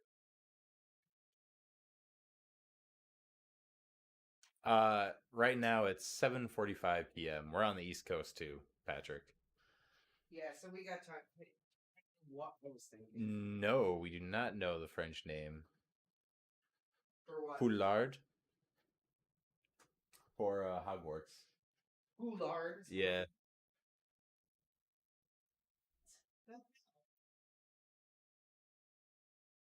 Aw, thank you. Yeah, I'm definitely gonna have to find the French versions. Oh, that was hot. Oh God. That was way hotter than I thought it was gonna be.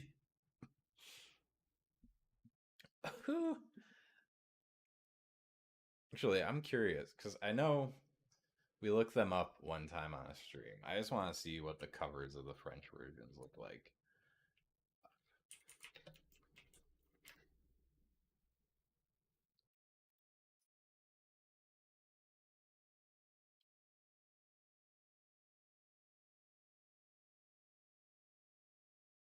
Oh, the French covers are awesome.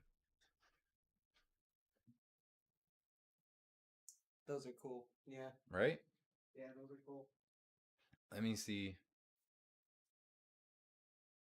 You just gotta give me a second, okay? Okay. Everything okay? Yeah, I just need a minute.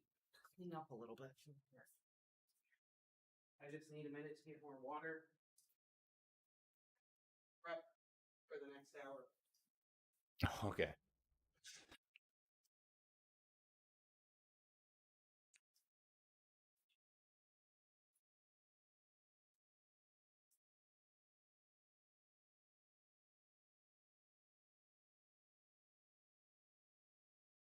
So yeah, there they are, just in case anyone else was curious. I think they look amazing.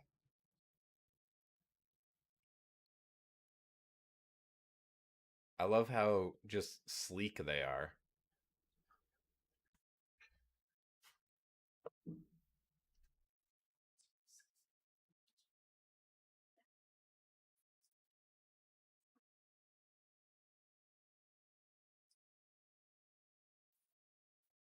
Whoa, chat just jumped super high.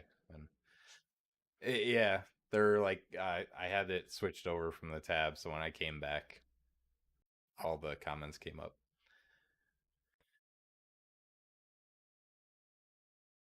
Oh, all right. Krista, thank you for staying up. 1:46 a.m. My goodness. Sarah, you are a champ.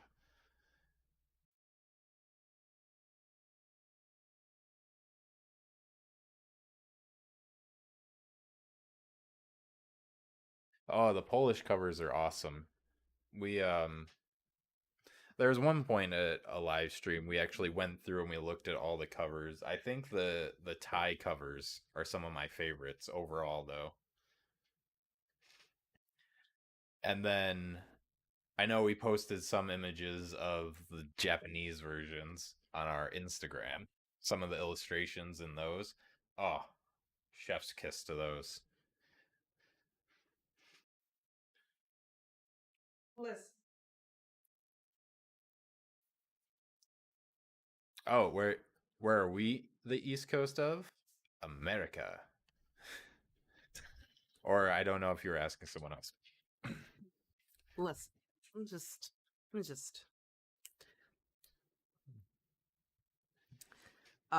We will be posting reviews of the Slytherin editions. And other than the Thai versions, those are probably my favorite covers. The house editions. And hopefully the next review goes better than the Chamber of Secrets I did, because oh my god, that video was cursed. So I'm just going to share with you real quick. Here is the cover image for Hold on. Our live feed. There. That is the cover for Japanese Harry Potter and the Philosopher's Stone.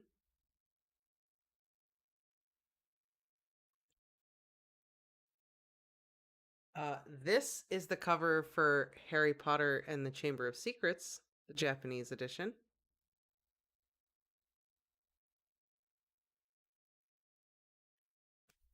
And here is the cover for what I just got in the mail not too long ago. You had to show them off. I have to. Look, here is Japanese Harry Potter and the Prisoner of Azkaban. She'll be reading all of these and we'll be posting the audiobooks next week. Yeah, in right. Japanese. Yeah, right. Katie, help me. That was a joke. I'm sorry. I would love to be able to read these in Japanese eventually. And, you know, when we get the whole series, maybe we can do video reviews of those. Because, oh my god, the illustrations are just so good.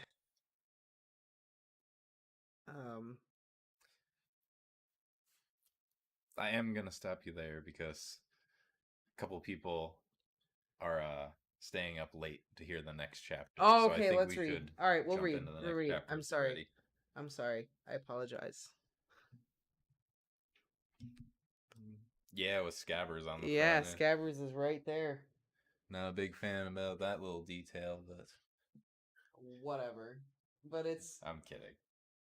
He's a character I love to hate. He's very well written in that way. All right, next. Yes, wow, Chris, we actually do have quite a few copies now. We really do. And we'll be posting up more reviews of the illustrated copies. So we did the Mina Limas, and we're gonna start doing the Jim K illustrated versions next, along with some of the Game of Thrones illustrated versions. So yeah, we're going to do the Jim K Harry Potter books. We're going to do the illustrated Game of Thrones books. And we will also be doing the... Well, we only have the Slytherin editions of the Harry Potter books because I'm a Slytherin and I bought all of the Slytherin house editions of the books. But we'll go through and we'll do the Slytherin editions and give a review of all of those to just give you an idea of the level of detail that is done with each house version. Because, for as detailed as the Slytherin editions are with specifics to Slytherin house, every other series is just as specific for Hufflepuff, Ravenclaw, and Gryffindor. Mm-hmm. So, we'll do those too. Yeah, we'll get there. Hello, Christian. I mean, I could review the Russian versions I have as well, but just because I have them. Yeah, we'll get there. But anyway.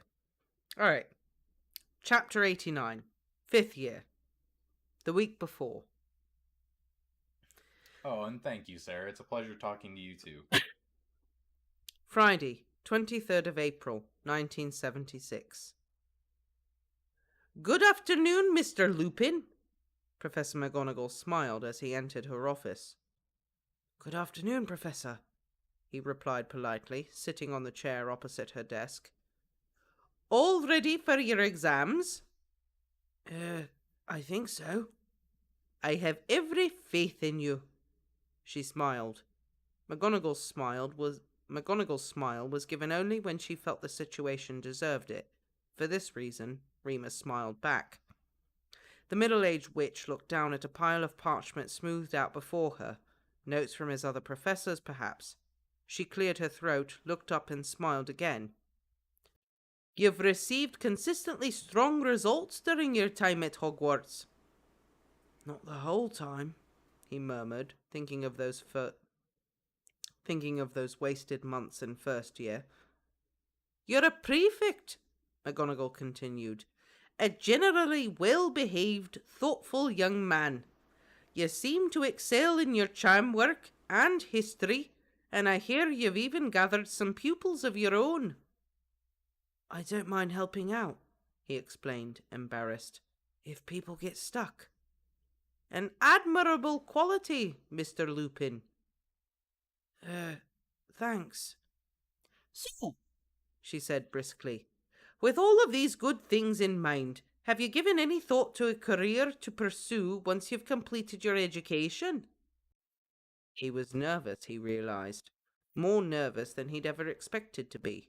He rubbed his damp palms on his trouser legs and tried to make eye contact. I'll have to register myself with the ministry. He saw her purse her lips, but she didn't interrupt. And, I don't know much about it. Not as much as I ought to, maybe, but the war... What about the war, Lupin? She snapped. Well, people, wizards, they don't want someone like me, with my problems, to have jobs at all. So I thought... We cannot submit to others' low expectations of us, Lupin. You've done great things at Hogwarts, and I have no doubt you are capable of greater things still. Maybe, he shrugged. But I won't get the chance unless I get involved, I suppose. Get involved? Any trace of kindness or encouragement had left her face. Yeah. Mr. Lupin. McGonagall's brow furrowed. She looked tired, as though she'd been working on a difficult problem all day. You know that I've already spoken to Mr. Black about his own plans. Yeah. Remus wasn't sure what that had to do with anything. And I'm sure you can imagine exactly what Mr. Black's plans are. I could guess. He didn't need to guess. They'd all discussed it last night, all four of them, on James's bed. James had always been the head of the group, the leader. His innate goodness, his confidence and his easygoing demeanour had ensured this from their very first meeting on the Hogwarts Express. But now, to Remus at least, he seemed to have taken on a new dimension of wise heroism in his decision to join Voldemort and join Dumbledore and pit himself against Voldemort. If James was doing it, then they were all pretty sure it was the right thing to do. Sirius had spoken at length, and with some emotion, about his own desire to beat them. Remus had the impression that Sirius didn't see the war as political, so much as extremely personal. Voldemort might well have been his mother or his father. Peter was always excited to begin a new venture, and Remus had to admit he was impressed. Wormtail was usually the first to point out the risks in such a plan, but James made it all seem so easy, so simple. As for Remus, there was never any question. He had no other options as far as he could see it, and the least to lose out of all of them. The three boys he shared a room with had been his primary concern for the last 5 years, and he saw no reason for this to change when they left school, and he couldn't deny, even to himself, that staying close to Dumbledore seemed the most likely route to Greyback. He said none of this to McGonagall, of course. The professor removed her spectacles, rubbed her eyes, and covered her face with her hands. She sighed, and the sound struck Remus in a painful way, in the pit of his stomach. He'd disappointed her. Mr. Lupin, I have interviews with Mr. Potter and Mr. Pettigrew later this afternoon, and am I to assume that I will hear the same things from them? Don't any of you have any career ambitions beyond this dreadful war? Remus shrugged, looked at his feet. She wouldn't change his mind. There'll be time for that, he mumbled. Afterwards. She lowered her hands, replaced her glasses, and looked at him. Her eyes were rimmed red, slightly puffy. She wasn't giving him her famous look, trying to unnerve him into giving the right answer. The expression she wore was something different entirely, one that didn't suit her at all. He didn't like it. I didn't become a teacher for this, she said very quietly, her voice strained. He didn't know what to say to that. He felt sorry, but he didn't want to say so in case she pounced on this as an avenue of dissuading him. I think Peter wants to do something at the ministry, he offered. Afterwards. Well, that's a start, at least. McGonagall smiled tightly and reshuffled her papers. Now, Mr. Lupin, let's talk about NEWTs, shall we? Thursday, 14th of May, 1976. Shakily, Remus made his way to the very top of the Quidditch stands. He found his friends, Lily, Mary, Peter, and Desdemona, waiting excitedly as the crowd began to cheer. He sat next to Desdemona, who was wearing Peter's red and gold scarf. Hi, Desi. Remus smiled and gave a little wave. Are you cold? I'm trying to blend in, she giggled. Petey thought they wouldn't let a Ravenclaw sit here. Oh. Should you be here, Moony? Peter asked, watching the players walk out onto the pitch with a pair of binoculars. Feeling okay? Oh no, have you been feeling ill again, Remus? Desdemona clucked sympathetically.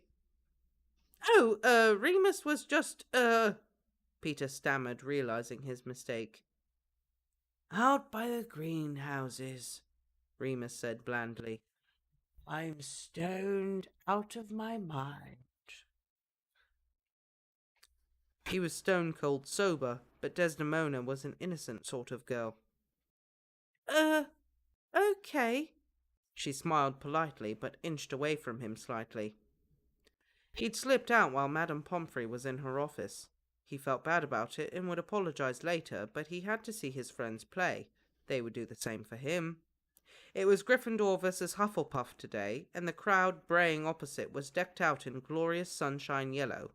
It had rained in the night. Remus knew this because he'd woken up with wet hair and feet, and the skies were a clear spring blue. Knowing that James would see this as a very good omen, Remus smiled to himself and cheered along with his friends. It was a good game, a great one for Sirius, who was in particularly good form. He never missed a bludger, and at one point made an impressive right swing in the nick of time to save the third Gryffindor chaser, leaning so far over that Remus was sure he would topple to the ground.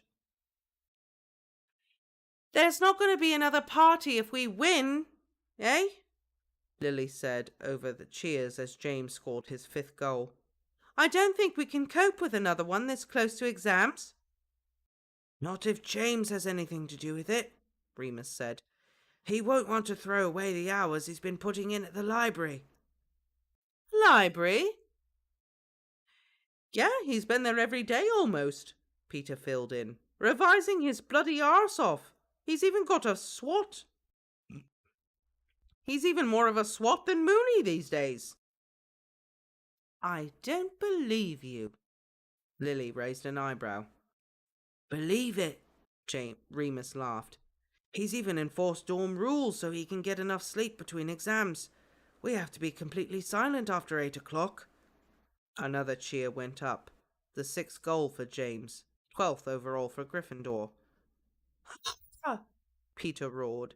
They'll never catch up now! Gryffindor won, of course, Remus wasn't sure if James had yet lost a game. As soon as the final whistle had been blown, all the Gryffindor students poured down onto the pitch to congratulate their team. Mary was at the head of this, having run down a few minutes ahead of everyone else. Remus, as ever, was behind. He didn't usually mind, but with the moon so close behind him, he was still pretty sore, and his limp more pronounced than ever. It was probably better if he waited for everyone else to settle down, he thought. Less people to notice him struggling. Madame Pomfrey had once or twice suggested a walking stick for when his limp was very bad, but he wouldn't hear of it. Remus was almost all the way down the rickety wooden steps and could see James and Sirius at the centre of a red-robed mob on the Quidditch pitch. James looked up and waved at him, and Sirius caught on, waving too. Remus grinned widely, hoping they could see it, and stuck a thumbs up by way of congratulations. As he did so, something very sharp and hot stung his ankle, just as he'd raised it to descend another step. With a yelp of surprise and pain, Remus stumbled forward, losing his balance completely and clattering down the rest of the stairs, landing in a heap at the bottom. "Ow," he thought. "Fuck," he said, pushing up with sore, splintered hands and trying to get to his knees at least. The problem with being so lanky, he thought, was that there was more of you to get knocked. Dazed and confused, he was grateful that most of the crowd had their backs turned to him. He must have fallen at least 8 steps down. Then he heard it. The muffled giggling. He turned, pain shooting up his left side as he did so, and saw 3 faces hiding underneath the wooden scaffolding. It was Mulciber, Barty Crouch, and Snape. "Whoops-a-daisy!" Crouch cackled, showing rows of sharp white teeth, a little too small for his mouth. "Poor ickle Lupin!" He was fiddling with something small and metal. "Tossers!" Remus muttered, righting himself, hauling his body up as quickly as possible. He fumbled in his trouser pocket for his wand, praying it hadn't been broken. No, it was fine.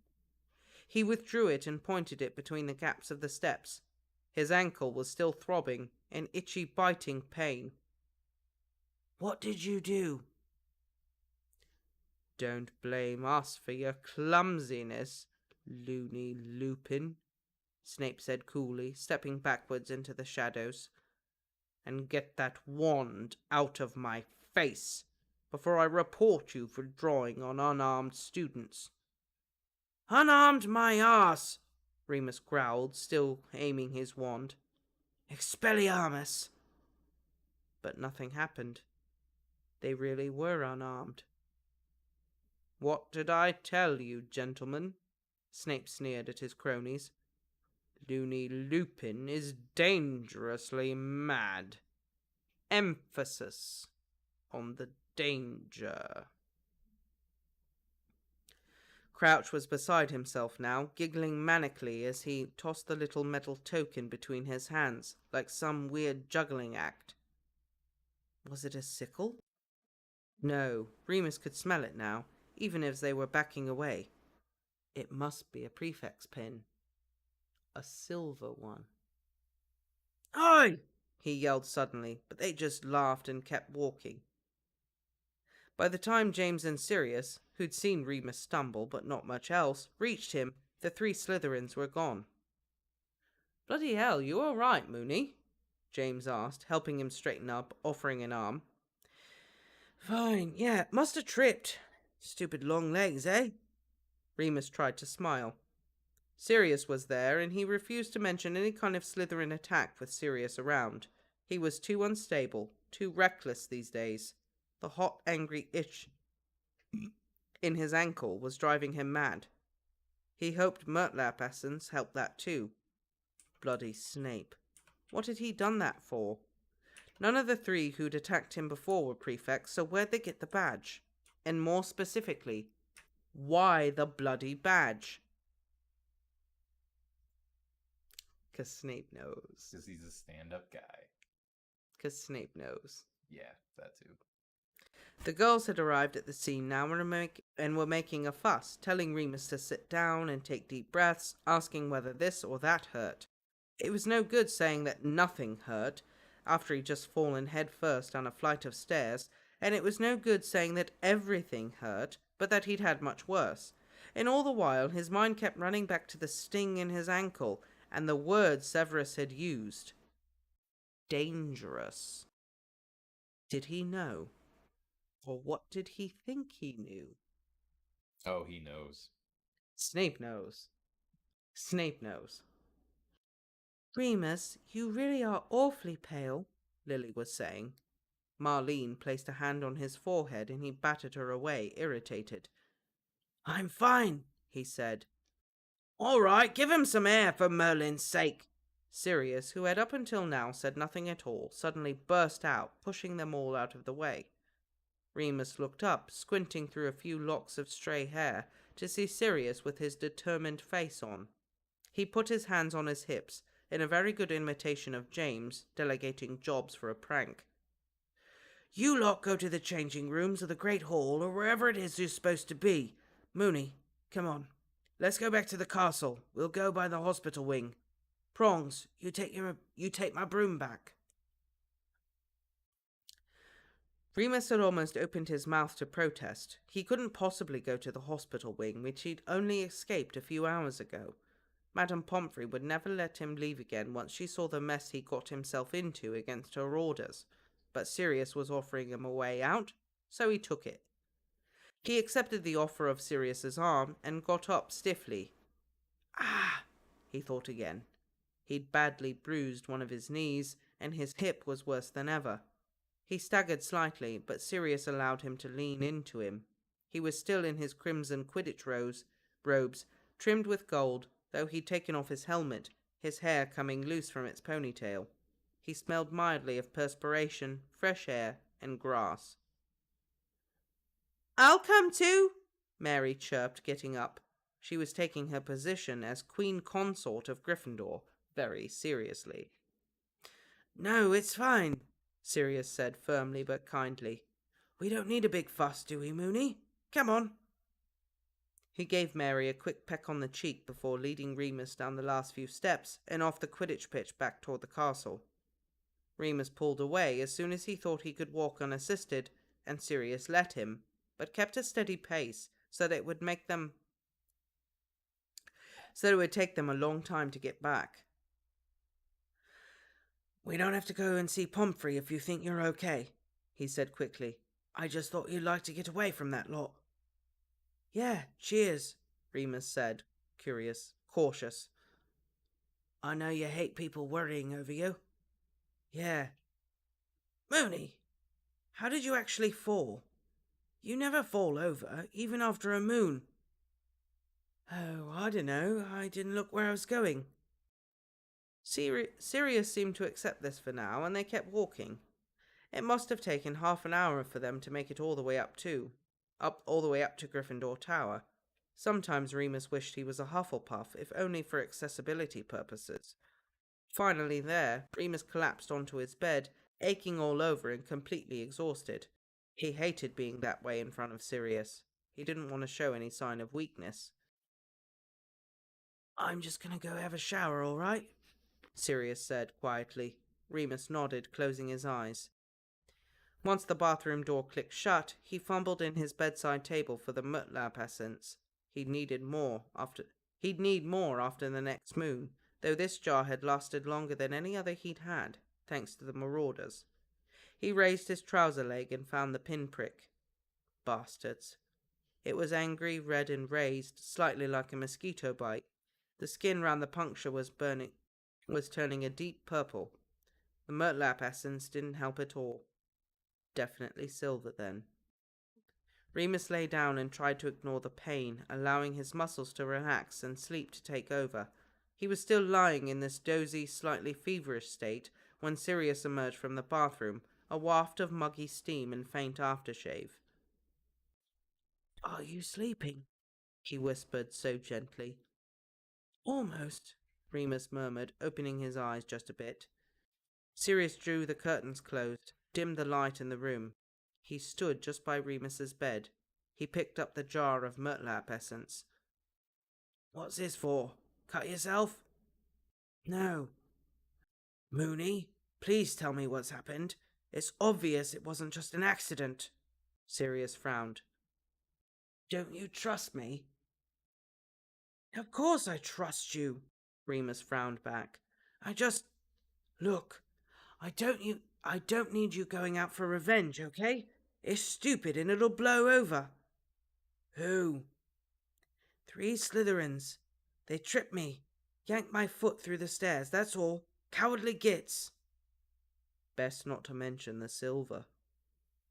Which Slytherins? Sirius's voice was hard. Not Regulus, Remus replied hurriedly. Snape, obviously, Mulciber and Crouch. Sirius, he said as sternly as he could muster. I'm fine, okay? Please don't make it worse. I won't, Sirius said, though he sounded uncertain. They were quiet for a bit. Remus closed his eyes again, his eyelids heavy. Shall I leave you to sleep? Sirius asked, his voice gentle again. Yeah, cheers, Remus murmured, relaxing again. I'm knackered too, Sirius said lightly with half a laugh. After that match, sort of jealous of you for having the excuse. Almost wish I could just lie down here with you and not get up until the morrow. Oh, I bet he does. Remus opened his eyes again to check Sirius's face, but he was looking away. Better get down to the feast, though. Can't miss James's victory speech. Better get down to the feast, though. Can't miss James's victory speech. Don't go near the Slytherins, Remus said. Promise? Promise, Sirius nodded. He left the room shortly after that, and Remus fell asleep, feeling satisfied that no matter how much Sirius hated Slytherin, he would never do anything so reckless that Remus could not forgive him for it. That's how it happens. That is how it happens. I was reading this whole chapter like, this is what it is. This is it. This is what it's gonna be. Sirius is gonna figure it out. He's gonna find out what happened, and he's gonna just lose it. Because he loves Remus. That's right. Sirius can put up with a lot, but when you mess with his man, This is the start of the event where Sirius is like, yeah, go find him. Go in that tunnel. See what happens, Snape. Go do it. I'm not going to tell you what he is, but if you want to go see, Yep. if you want proof, Yep. I have to pee again. I'm really sorry. I can only wonder, what would Dumbledore do if Snape did just tell the entire school that he's a werewolf? You know, obviously there would be kids, parents who would be freaking out and saying he needs to be expelled, he can't be here. But would Dumbledore do that? Or would Dumbledore just be like, I have it under control. It's been fine. He's been here for 5 years now, and nothing happened. So, go pound salt, parents. I kind of lean towards that. That he would just, tell the parents to F off and Lupin's gonna stay. Just from how we've seen Dumbledore react with previous situations.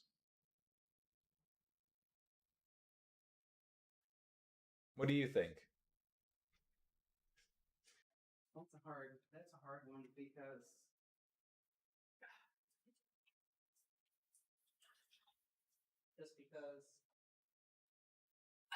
Right? Dan says Dumbledore would definitely defend him. I mean, he has to. Remus is like a stand-up student. Probably one of the best students he has. McGonagall even said it just in this latest chapter. Yeah. And I mean, we even talked about it before. Like, he could definitely have been a Ravenclaw. Yeah, that's true with Hagrid being exposed as a giant. Although, that's just something, I mean, sooner or later, it's gonna get out. werewolf you can keep hidden. You're not gonna hide Hagrid being a giant when all the other kids are 5 feet tall and Hagrid is 10. Yeah. Yeah. Yeah. It's like he drank his milk when he was a kid. What can I say? He ate his Wheaties. I think it would be very difficult for Dumbledore to be able to. I think Dumbledore would fight it. I think Dumbledore would want to keep him. But the governors of the school would also have a say. That is also true. So that's tough. Because Right. I know when they find out that he's a werewolf, in book 3, Dumbledore advocates for him, tells him he can stay and it'll be fine, and then like all the letters come in from all the parents, how concerned they are, and Dumbledore says, "We'll figure it out, it'll be okay," and then Remus just resigns. Yeah. Instead. I think it's different But when I think they're a kid though. But it's also the 70s. Yeah. We're not that I don't know. werewolf rights have progressed much further. Yeah. But Well, in when Remus is a teacher, there's the Wolfsbane potion that helps him just curl up and just be a calm wolf. Yeah. In the 70s. Well, I was also going to say right now it is known that werewolves travel with Voldemort, which may add fuel to the fire. Right. I think Dumbledore could try his hardest to advocate for him, but at the end of the day, Remus is out. If the governor said something, he's gone. Yeah. It's done. Yeah, I'm leaning towards that too. I don't think there's really. I think Dumbledore would fight, but I don't think there's anything Dumbledore could do. Yeah. Maybe, offer him remote learning, maybe? Well, remember. They could teach him through the fire. Snape knows, right? A wizard Zoom call.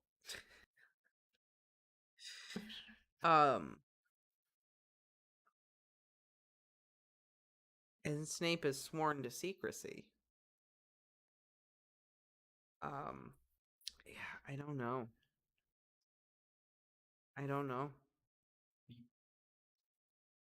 I think if push came to shove,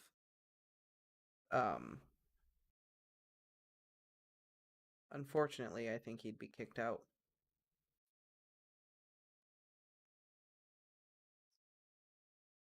That's true too. Maybe he would have given Lupin a job or something. And I agree. But at the same time, well, no, because it was known that giants worked with Voldemort at this point too. Or no, that's only later on. Were giants associated with Death yeah, Eaters? they were, but when Hagrid was expelled, oh yeah, Voldemort was at school with him. Voldemort framed him. Yeah, that's true. He was a prefect at the time. Yeah, I know. Just brain fart there. Yeah. Guy moment. So I think that added fear of the Death Eaters and the terror that they're causing would probably just lead to Remus having to leave. I think, like I said, I think Dumbledore would do everything in his power to help him continue and finish his education. But at the same time, I don't think there's any way he could have kept him at Hogwarts. No, I don't think so either. I think it would have been. I think he would have just been. Doda. Oh, you just. Say, she went from like cute to your nails into me. I'm just. She just want to love the Doda. She just being a sweet Doda. Doda's so nice. She's being very sweet. You think McGonagall ever does this? She has a rough day. She just turns into a cat. Just pet me, Dumbledore. It helps, please. I like to think so. I like to think so. Doda. But yeah, I don't know. We've been speculating this whole time, and it's nice to finally get an answer. Maybe not a full answer, but at least we're at the beginning stages. We're seeing that conflict start that is going to lead to Sirius. Of why Sirius says, yeah, go down there. See what's up. Do it. I'll give you a date. I'll give you a time. And also probably why James treats Severus the way he does, with the dangling him upside down. Yeah, because maybe James will save Snape, right? Because he saves Snape. Yeah. He saves him. And then afterwards, he's just so angry over it. Maybe he doesn't know. Was that after? I thought that was before. I thought Snape's worst memory happened before he went in the tunnel. So I'm saying that they're going to be super angry. That like James knows, and he just does it because he knows about. James knows that what happened. Severus knows, and Severus is like being a douche about it. Like, oh, better hope I don't accidentally mention something. Yeah. And James is just like, you know what? Like Trelawney was allowed to stay because Dumbledore said so, regardless of what laws were already in place about government involvement at Hogwarts. I guess Dumbledore does have a lot of say. He does. Dumbledore has a lot of pull. He's helped discover the 12 uses of dragon's blood. He is tight with Nicholas Flamel. I think we can. Dumbledore is pretty much a certified genius. I think we can definitely agree that Dumbledore would have tried everything in his power. But I think we can also agree that it would have been a very tough fight. It would have been an uphill battle. I'm sorry, I'm probably not likely. Always stream, but Doda just so cute. She's getting playful too. Doda. But we got time for one more. You want to do one more? Yeah. Let's do one more. Do it. I think I can make it happen. I'm sorry. I took Dan's advice, so I drank a little bit. So if I slur, I'm sorry. Do the best I can. It'd be funny to do like a comparison between first chapter and last chapter. Holy crap! Here we go. Notes. Okay. Chapter 90. 5th year. OWLs. Oh, so this is gonna be it. Notes. This chapter references the flashback scene in Harry Potter and the Order of the Phoenix, Chapter 28, Snape's Worst Memory. Feel free to go back and read beforehand because I haven't rehashed that scene in any way. J.K. Rowling wrote it just fine the first time around, and in the context of this fic, it happens exactly as described by her. Nice. Here we go. Well, this is definitely the one. Are we ready? Oh my god, I wish I didn't drink for this. Because I could all the chapters before. Sorry. I will reread it for audio purposes if I need to. Ooh, we got another song. All right. I'm just going to make it up. Go for it. It's been working so far. Okay. When I see you walking down the street, I step on your hands and I mangle your feet. You're not the kind of person that I ever want to meet. Oh, baby, you're so vicious. I want to listen to this whole song now. I gotta look it up. That's all I got. That's it. I know, but I'm gonna look up the lyrics and see what song that's from. That's it. This is one of the moments we've all been waiting for. I wish I was not inebriated for this. I'm sorry. It's okay. Thursday, 3rd of June, 1976. OWLs were every bit as terrifying and satisfying as Remus had anticipated. He tried to pretend that there were nothing more than the usual end-of-year exams, but this was almost impossible when everyone else seemed to have lost their heads over it. James became a veritable recluse, holed up in the library or behind his bed curtains, obsessively memorizing facts and dates he'd spent the rest of the year ignoring. Peter occasionally turned very pale and stared, trembling, into space. Marlene had taken to ambushing Remus at various intervals throughout the day, demanding that he quiz her on this and that. Only Sirius seemed very calm about any of it, which was just typical. When even James had shut him out, he entertained himself by distracting Mary, which had the added benefit of distracting Remus, which was horrible, but bearable.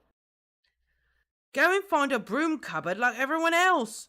Marlene yelled, on the verge of hysteria, throwing a slipper at the couple. They were wound together on the couch in front of the fireplace. "There's nowhere to go, though," Mary said, with a tired smile. Oh, wait, hang on. Mary sighed to Remus in the library the day before OWLs were due to begin. "Sirius won't let me up in your dorm, and boys can't get in ours, and I don't dare get caught in a cupboard somewhere, not with this castle crawling with wannabe Death Eaters." "What?" Remus finally paid attention. "Has someone tried to hurt you, Mary?" "Oh, all the time," she shrugged with a tired smile. "I'm used to it by now. At least being the only black kid at my primary school prepared me for something." "That's horrible, Mary. I'm sorry." Remus squeezed her hand, feeling genuinely terrible. Mary was a very tough girl, he knew.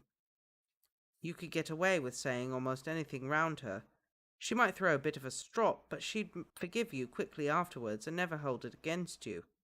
Still, this was something else entirely, and it was obviously having an effect. "You're so sweet, Remus," she smiled kindly, squeezing his hand back. "Don't worry about me, though. I've got Sirius." Remus released her hand, returning to his work before casually asking, "What does he say about it?" "Oh, he'll defend me to death, that nothing they can do will ever come between us. To be honest, I think he has a bit of a white knight complex." "Well," Remus closed his book and looked up at her. "You're no damsel in distress." Mary's face split in a lovely grin. She really was quite beautiful. "Cheers, Remus. Knew I could count on you to support the women's lib argument. Right, can we go over Defense Against the Dark Arts again? Professor Drosky hinted there might be something on either werewolves or vampires." Remus never knew whether it was the increased attacks on Muggleborns, and therefore Mary, that caused the incident which took place after the DADA written exam. He flattered himself once or twice that it could have been something to do with Severus's dogged pursuit of Remus, even though Sirius had promised not to retaliate. He liked to think later on that James and Sirius had acted out of a kind of righteous indignation, that this was a chance to prove they picked a side. In reality, it was probably a mixture of reasons, none of them noble. The heightened tension of OWLs, combined with the relief of having just finished an exam. Growing tensions that had been simmering all year, in fact, for a number of years, between Gryffindor and Slytherin. Severus Snape simply being an annoying prick, James wanting to impress Lily, Sirius's merciless aggression toward anyone who so much hinted allegiance to the other side. In short, no one was quite themselves that day, and it was hot. These two factors alone might have been enough to bring a situation to a boiling point. The fact that Sirius was playing the bored aristocrat, and that James was eager to please him, was nothing new, and could potentially be explained away later as obnoxious teenage behavior. Besides, those who knew Sirius, and what he'd suffered, were inclined to pander to him, allow him to put on airs, and James was particularly indulgent. The level of cruelty was certainly new and could not be explained so easily. Unfortunately, As the years would go on, Remus would see more and more of this ruthlessness, not always from his friends, but certainly from people he thought were good. It would always seem to Remus that this was the day this was the day the war truly started, as far as the Marauders were concerned. Remus did not consider himself blameless, of course. He could have stepped in. He did put down his Transfiguration book when Lily got involved, but he had assumed that she would shut everything down, scold James and move on. He certainly hadn't expected Snape to say what he'd said, or for James to do what he did. Part of him enjoyed it too. Part of him liked seeing Snape humiliated and tormented, without Mulciber around to back him up. It was horrible to see Lily so insulted, of course, and when James started really going for it, Remus had to bite his lip to keep from cheering and laughing along with everyone else. He ought to have stopped it. He ought to have stood up to his friends, taken control and been the better man. He just didn't feel like it. Whether or not his intervention would have improved or worsened the situation, or the events that followed, Remus might never know. But he wished he had tried. "You've blown any other chance you've ever had with being an owl, mate," Sirius laughed as Lily stormed out of the dining hall later that day upon seeing James at the table. "Fine," James said, scowling. "You know what? I've wasted so much bloody time pining after her, and if that's how she feels—" "Isn't it how she's always felt?" Peter asked, pouring out his gravy glumly, another casualty of the altercation with Snape. Peter and Desdemona had apparently had a blazing row over it. She thought it was bullying. She couldn't see what Snape had done wrong. "Shut it, Pettigrew!" Sirius rolled his eyes. He addressed James. "Forget about her, Prongs. She's always been up herself." "Oi!" Mary slapped his thigh lightly. "Lily's my friend, and if you don't mind... Though, James, I do think you better leave her alone for a bit. She's really upset." "Really?" Remus asked, feeling guilty. He ought to have stopped it. "Of course!" Mary replied, neatly slicing up her roast potatoes. "Don't ask me why, but Snivelus has been her best friend since they were kids. I've tried telling her what a massive tosser he is, but it doesn't really get through. She feels sorry for him, I think. He's madly in love with her, of course." "Ugh! She doesn't like him back, does she?" James looked scandalized. "No," Mary shrugged. "But they're all friends just the same. Or at least they were. She's not talking to him now, though." Remus made a mental note to check whether she was okay. That was, if Lily was still speaking to him. Her final outburst had definitely felt like an attack on all the Marauders, not just James. Friday, 12th of June, 1976. The Transfiguration written exam was the following week, and Remus was overprepared, if anything. He had a burning desire to beat James, if he couldn't beat Sirius at it. He thought he could probably best them in the written if he couldn't in the practical. The paper was 3 hours long and demanded a huge amount of concentration. Remus only looked up twice, both times to check on Sirius. The first time he was working on his essay, his quill moving smoothly, as if skating over the parchment rather than scribbling away like James or Peter. The second time he was leaning back on his chair, trying to catch James's eye. Remus sighed. It was so much harder to concentrate this close to the moon. He felt more animal than usual. He was really looking forward to the upcoming moon, as much as he knew it was foolish. It would be the last one of the school year, and all 4 of them had been planning on it quietly over the week. Exams would be finished, and they were practically invincible, with what felt like the whole world at their feet. James swore he'd caught a glimpse of a unicorn last time, and they'd been reading up on how to track them down. Remus wasn't sure what the wolf might do, faced with a unicorn, but there was no evidence he would attack. Centaurs were something altogether. Centaurs terrified the wolf. When the exam finished, the students were instructed to stand back against the walls of the Great Hall while McGonagall magically collected all the papers alphabetically, in the most elegant use of Accio Remus had ever seen, and reinstated the house tables ready for dinner. Across the hall, Snape was glaring at James furiously. "Dunno what he wants," James tottered.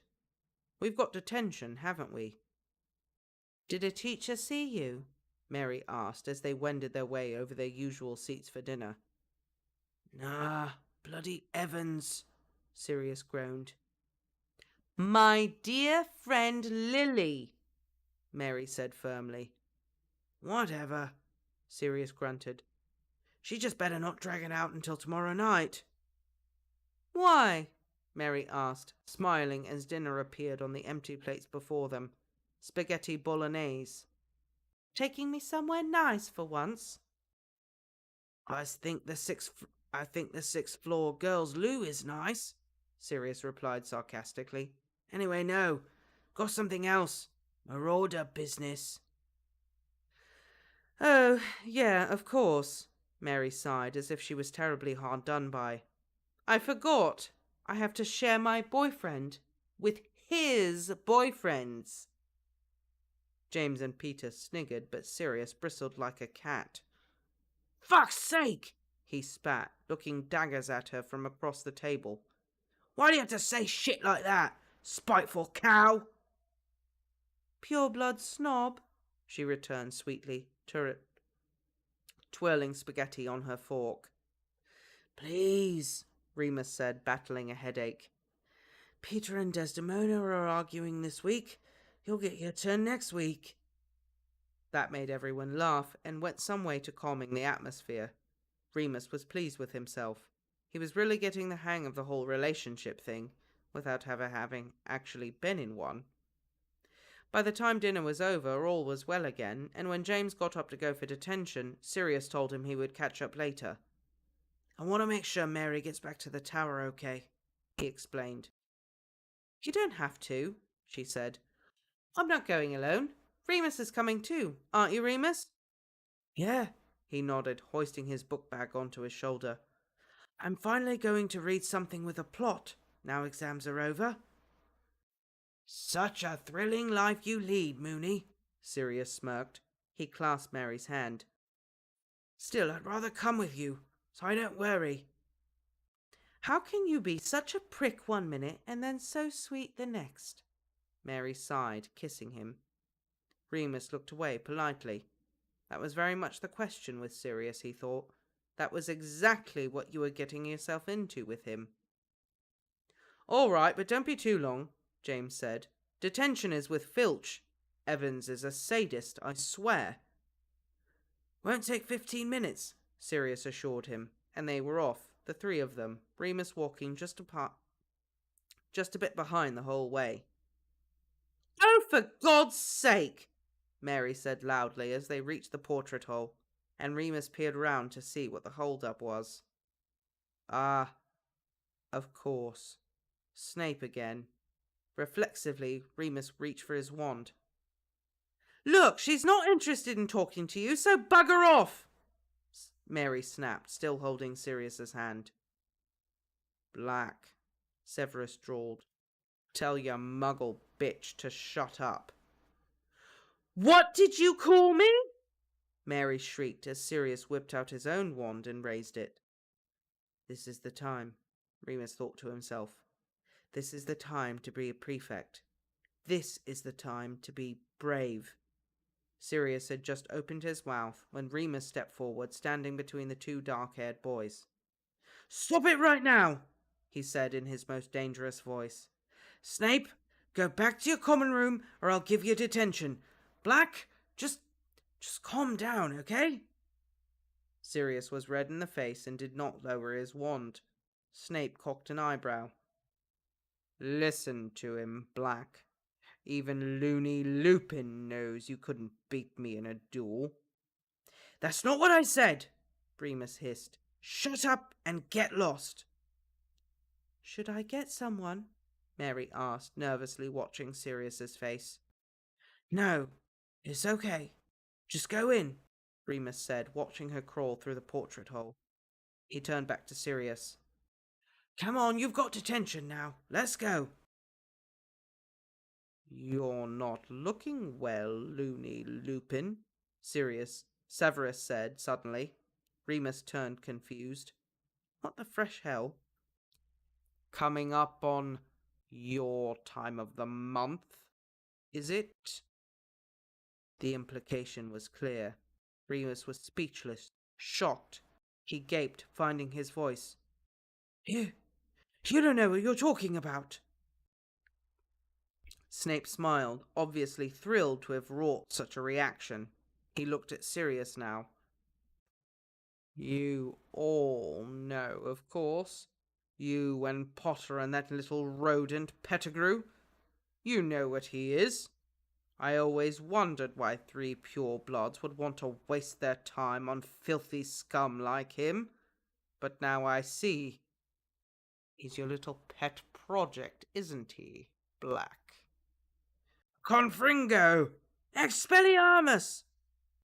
Remus and Sirius both shouted their incantations at the same time, but Remus was quicker and had Sirius's wand in his hand before any further damage could be done. He rounded on Snape now.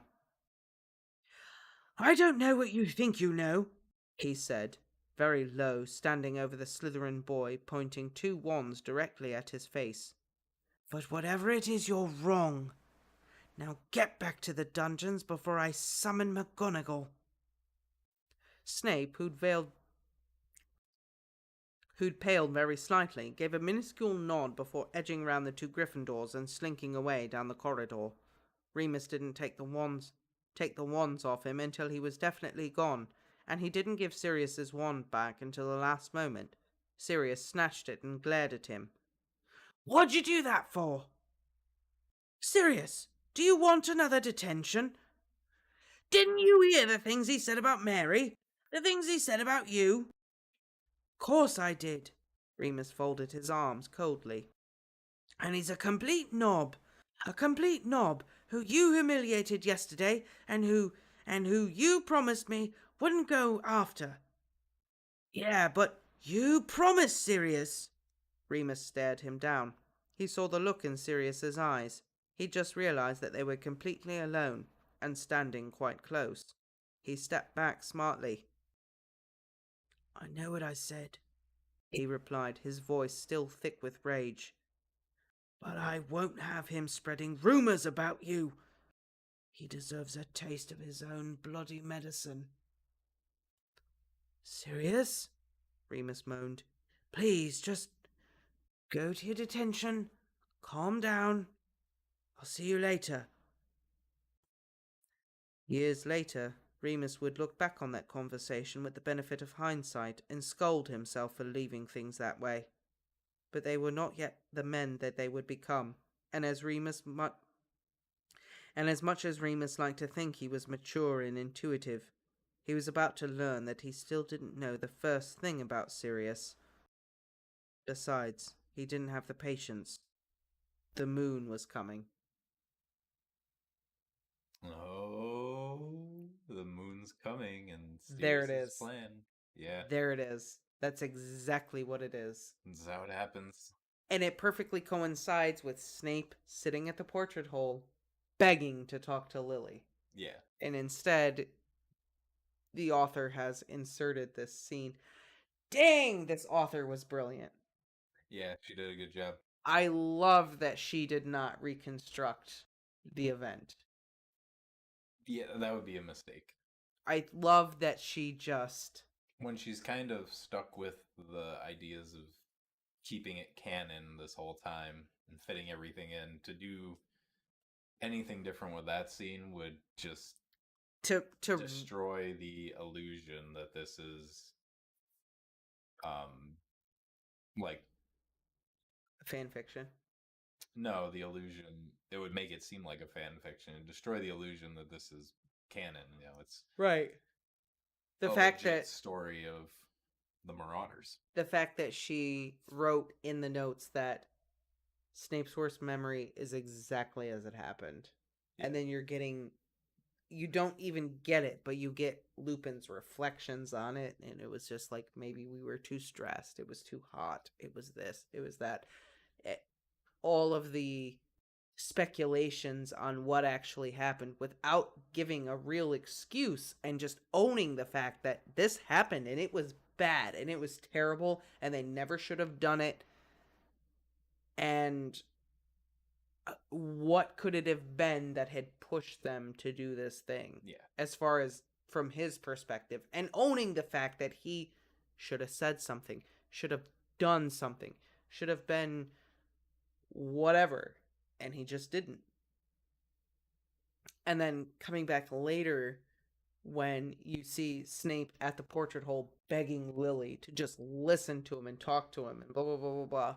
So at some point he did see Lily and he did try to talk to her. And then at some point he sees James and Sirius and Remus, and they're like, no, no, no, no, no, no, no, no, no, no, no, no, no, no, no, no, no, no, STFU, we're not interested, blah, blah, blah. And then at the very end, Sirius is like, he's gonna pay for this. Oh yeah, he's on my shit list. And I think it's very interesting that he literally says awful things about his girlfriend Mary. I was about to say, let's have a second to talk about Mary here, because she just kept getting insulted left and right. Not only is she Muggle-born, but she's black. Yeah. Also, kudos to the author for making the hottest girl in the school a black girl. Hell yeah. Mm-hmm. Because she is described as being the hottest girl in the school that everyone wants to date, and she's a person of color. Yeah, do it up. Love it. Love that. And that it's just Sirius is... She's like, first Sirius is calling her a cow, and then they make up, and then Snape is like, dirty Muggle bitch. But what is Sirius so outraged over? The fact that he's directly calling out Lupin and being like, I know what you are. Is it your time of the month? And Sirius is like, hell no. You're not messing with my man. That's right. You're not messing with my man. And you can kind of see the different reactions. Like, he insults Mary. Sirius was annoyed. Yeah, he was salty. But then he goes after Lupin and take that up a few notches. Let's raise the bar a little bit. Yeah. I am really sorry. I gotta pee again. Okay. I'm sorry. You broke the seal. This is what happens. It is. You break the seal and it doesn't stop. I know.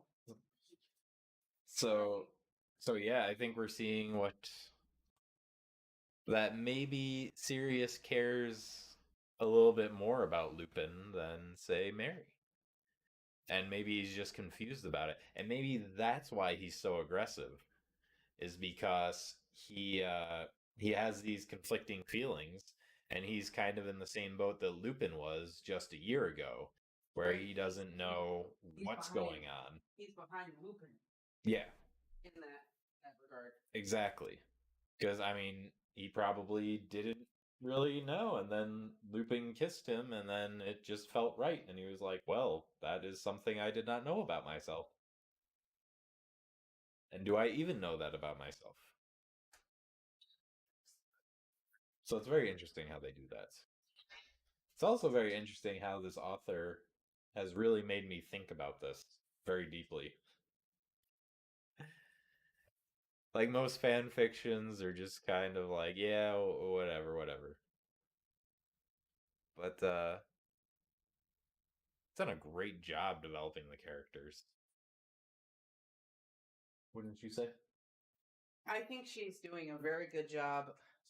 I think she's doing a very good job of not only developing the characters, but also illustrating how it feels to discover your sexuality, and to discover your sexuality in an era in which your sexuality is considered deviant and wrong, and to come to terms with, not only do I like someone that is the same sex, but also how to contend with, well, what will people do to me if they find out?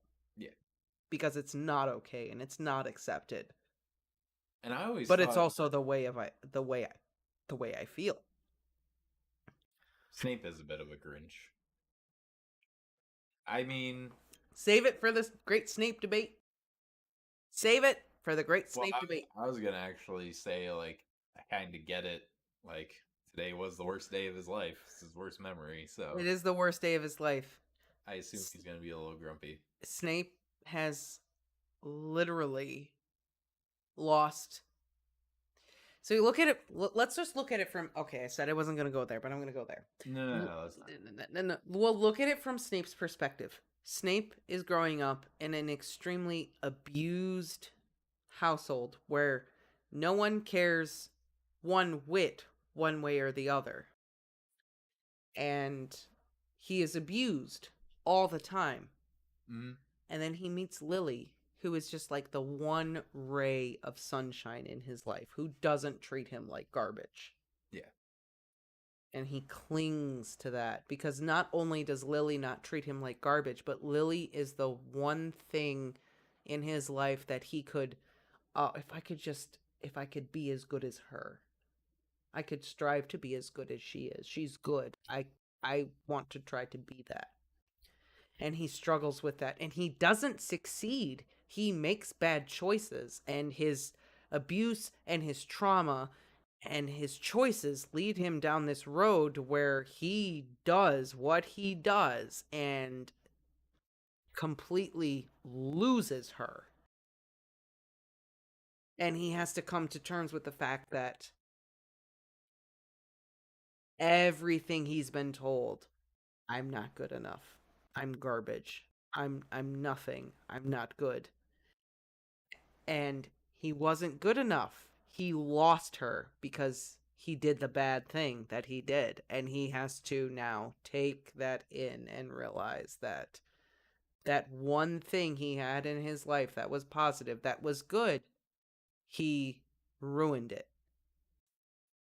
through his trauma, through his own actions, through everything. Yeah. And in this chapter, he's completely lashing out in anger and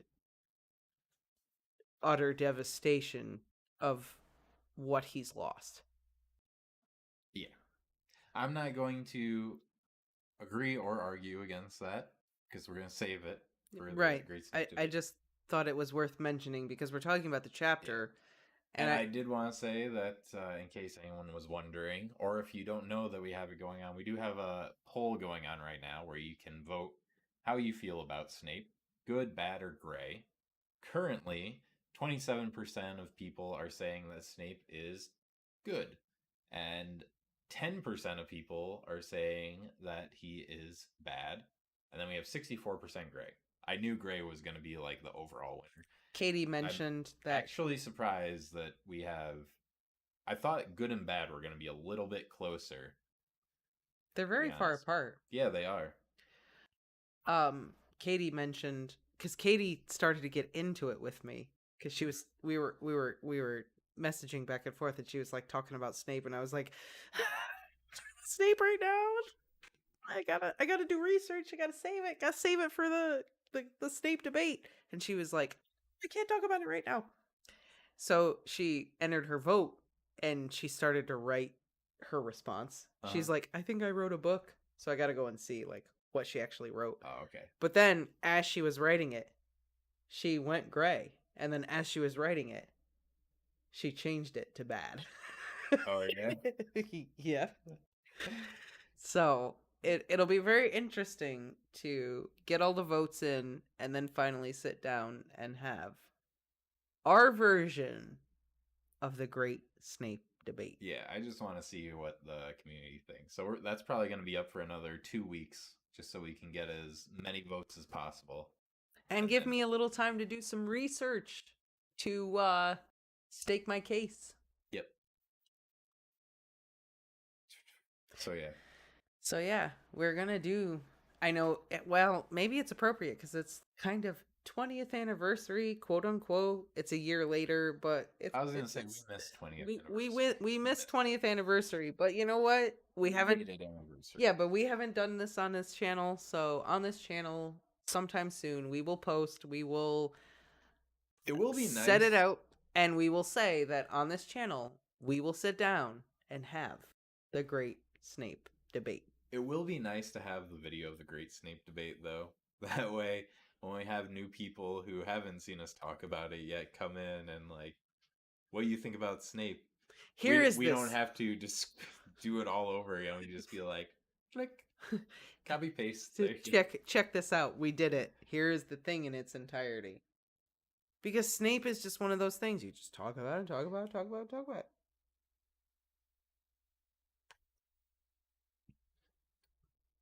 On and on and on and on and on. I think this was a great chapter to end on too. It was a good chapter to end on. What a banger. Wow. Although, it's kind of disappointing because now I'm like, we don't have anything else to look forward to except Lupin's suffering. Like from pretty much out, it's downhill for Lupin. It's kind of depressing, actually. I don't know though, because after the thing happens with Snape, though, we got years 6 and 7. Maybe things will develop with him in Sirius. That's true. Is it? It's 9. It's time. Oh, okay. I'm sorry. It is time. Yeah, I know you've been struggling here. I'm sorry. It was a struggle. I'm sorry. I've had fun. I just didn't realize we were. Well, Dan said drink with me, and I was like, okay.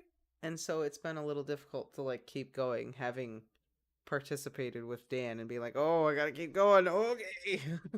Whoops, I underestimated the time a little bit. That's fine. But that's okay. Because I gotta put together a bookshelf. Yes, you do. So that we can have a nice background. Yeah. So everyone, au revoir, auf Wiedersehen. We will see you next time. And if you haven't already, be sure to put it in your vote for Snape. And we will see you in the next live stream, which will be next Thursday. Give us some Snape input. Yes, please. Do it. We're actually, next Thursday, we will be doing another 2-hour live stream of all the young dudes, because Noel will also be out. And then the following week, we will be doing a book club about the 13 and a half Lives of Blue Bear. If anyone else wanted to read the book and kind of go along with us there. All right. Until then, for real this time. Au revoir. My mom is like,